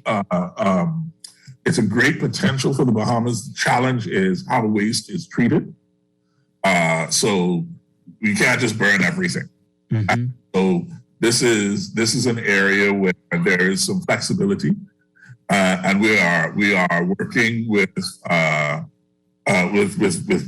Director Strachan. I think we're going to try and come out with maybe a set of proposals to try and advance the discussion on waste to energy. Yeah. But it's something that we think there's definitely possibility for a partnership between BPL and maybe somebody in the private sector on that issue. Wow, exciting. Keep us posted on that. And with after Ragged Island, the other islands, how soon before we can start seeing movements there with their service? Well, as with everything in your wallet, you need money to do it. Yeah. We intended to have those projects kick off this summer initially, when we had intended to go out for the rate reduction bond at the beginning of the year. And so those projects are now dependent on funding, frankly speaking. So if we can get the rate reduction bond by the end of this year, we'll be off and running with those within the second quarter of the new year. Okay. Quincy Parker, always a pleasure. Great information. Thank you so much. Appreciate it. And we'll talk again soon. Thank you. God bless, Dwight. Chester, God bless Bahamas. Thank you very much for... Thanks, my brother. Take it easy. All right. Chester, thank you. We'll talk with you again next week. And I'll be back tomorrow morning with more Morning Blend and Morning Blend Business right here on Guardian Radio 96.9. Dwight Strachan, have a great one. Stay tuned for On the Clock with Aaron Green coming up next. Wake up, it's a new day. Wake up, it's a new day.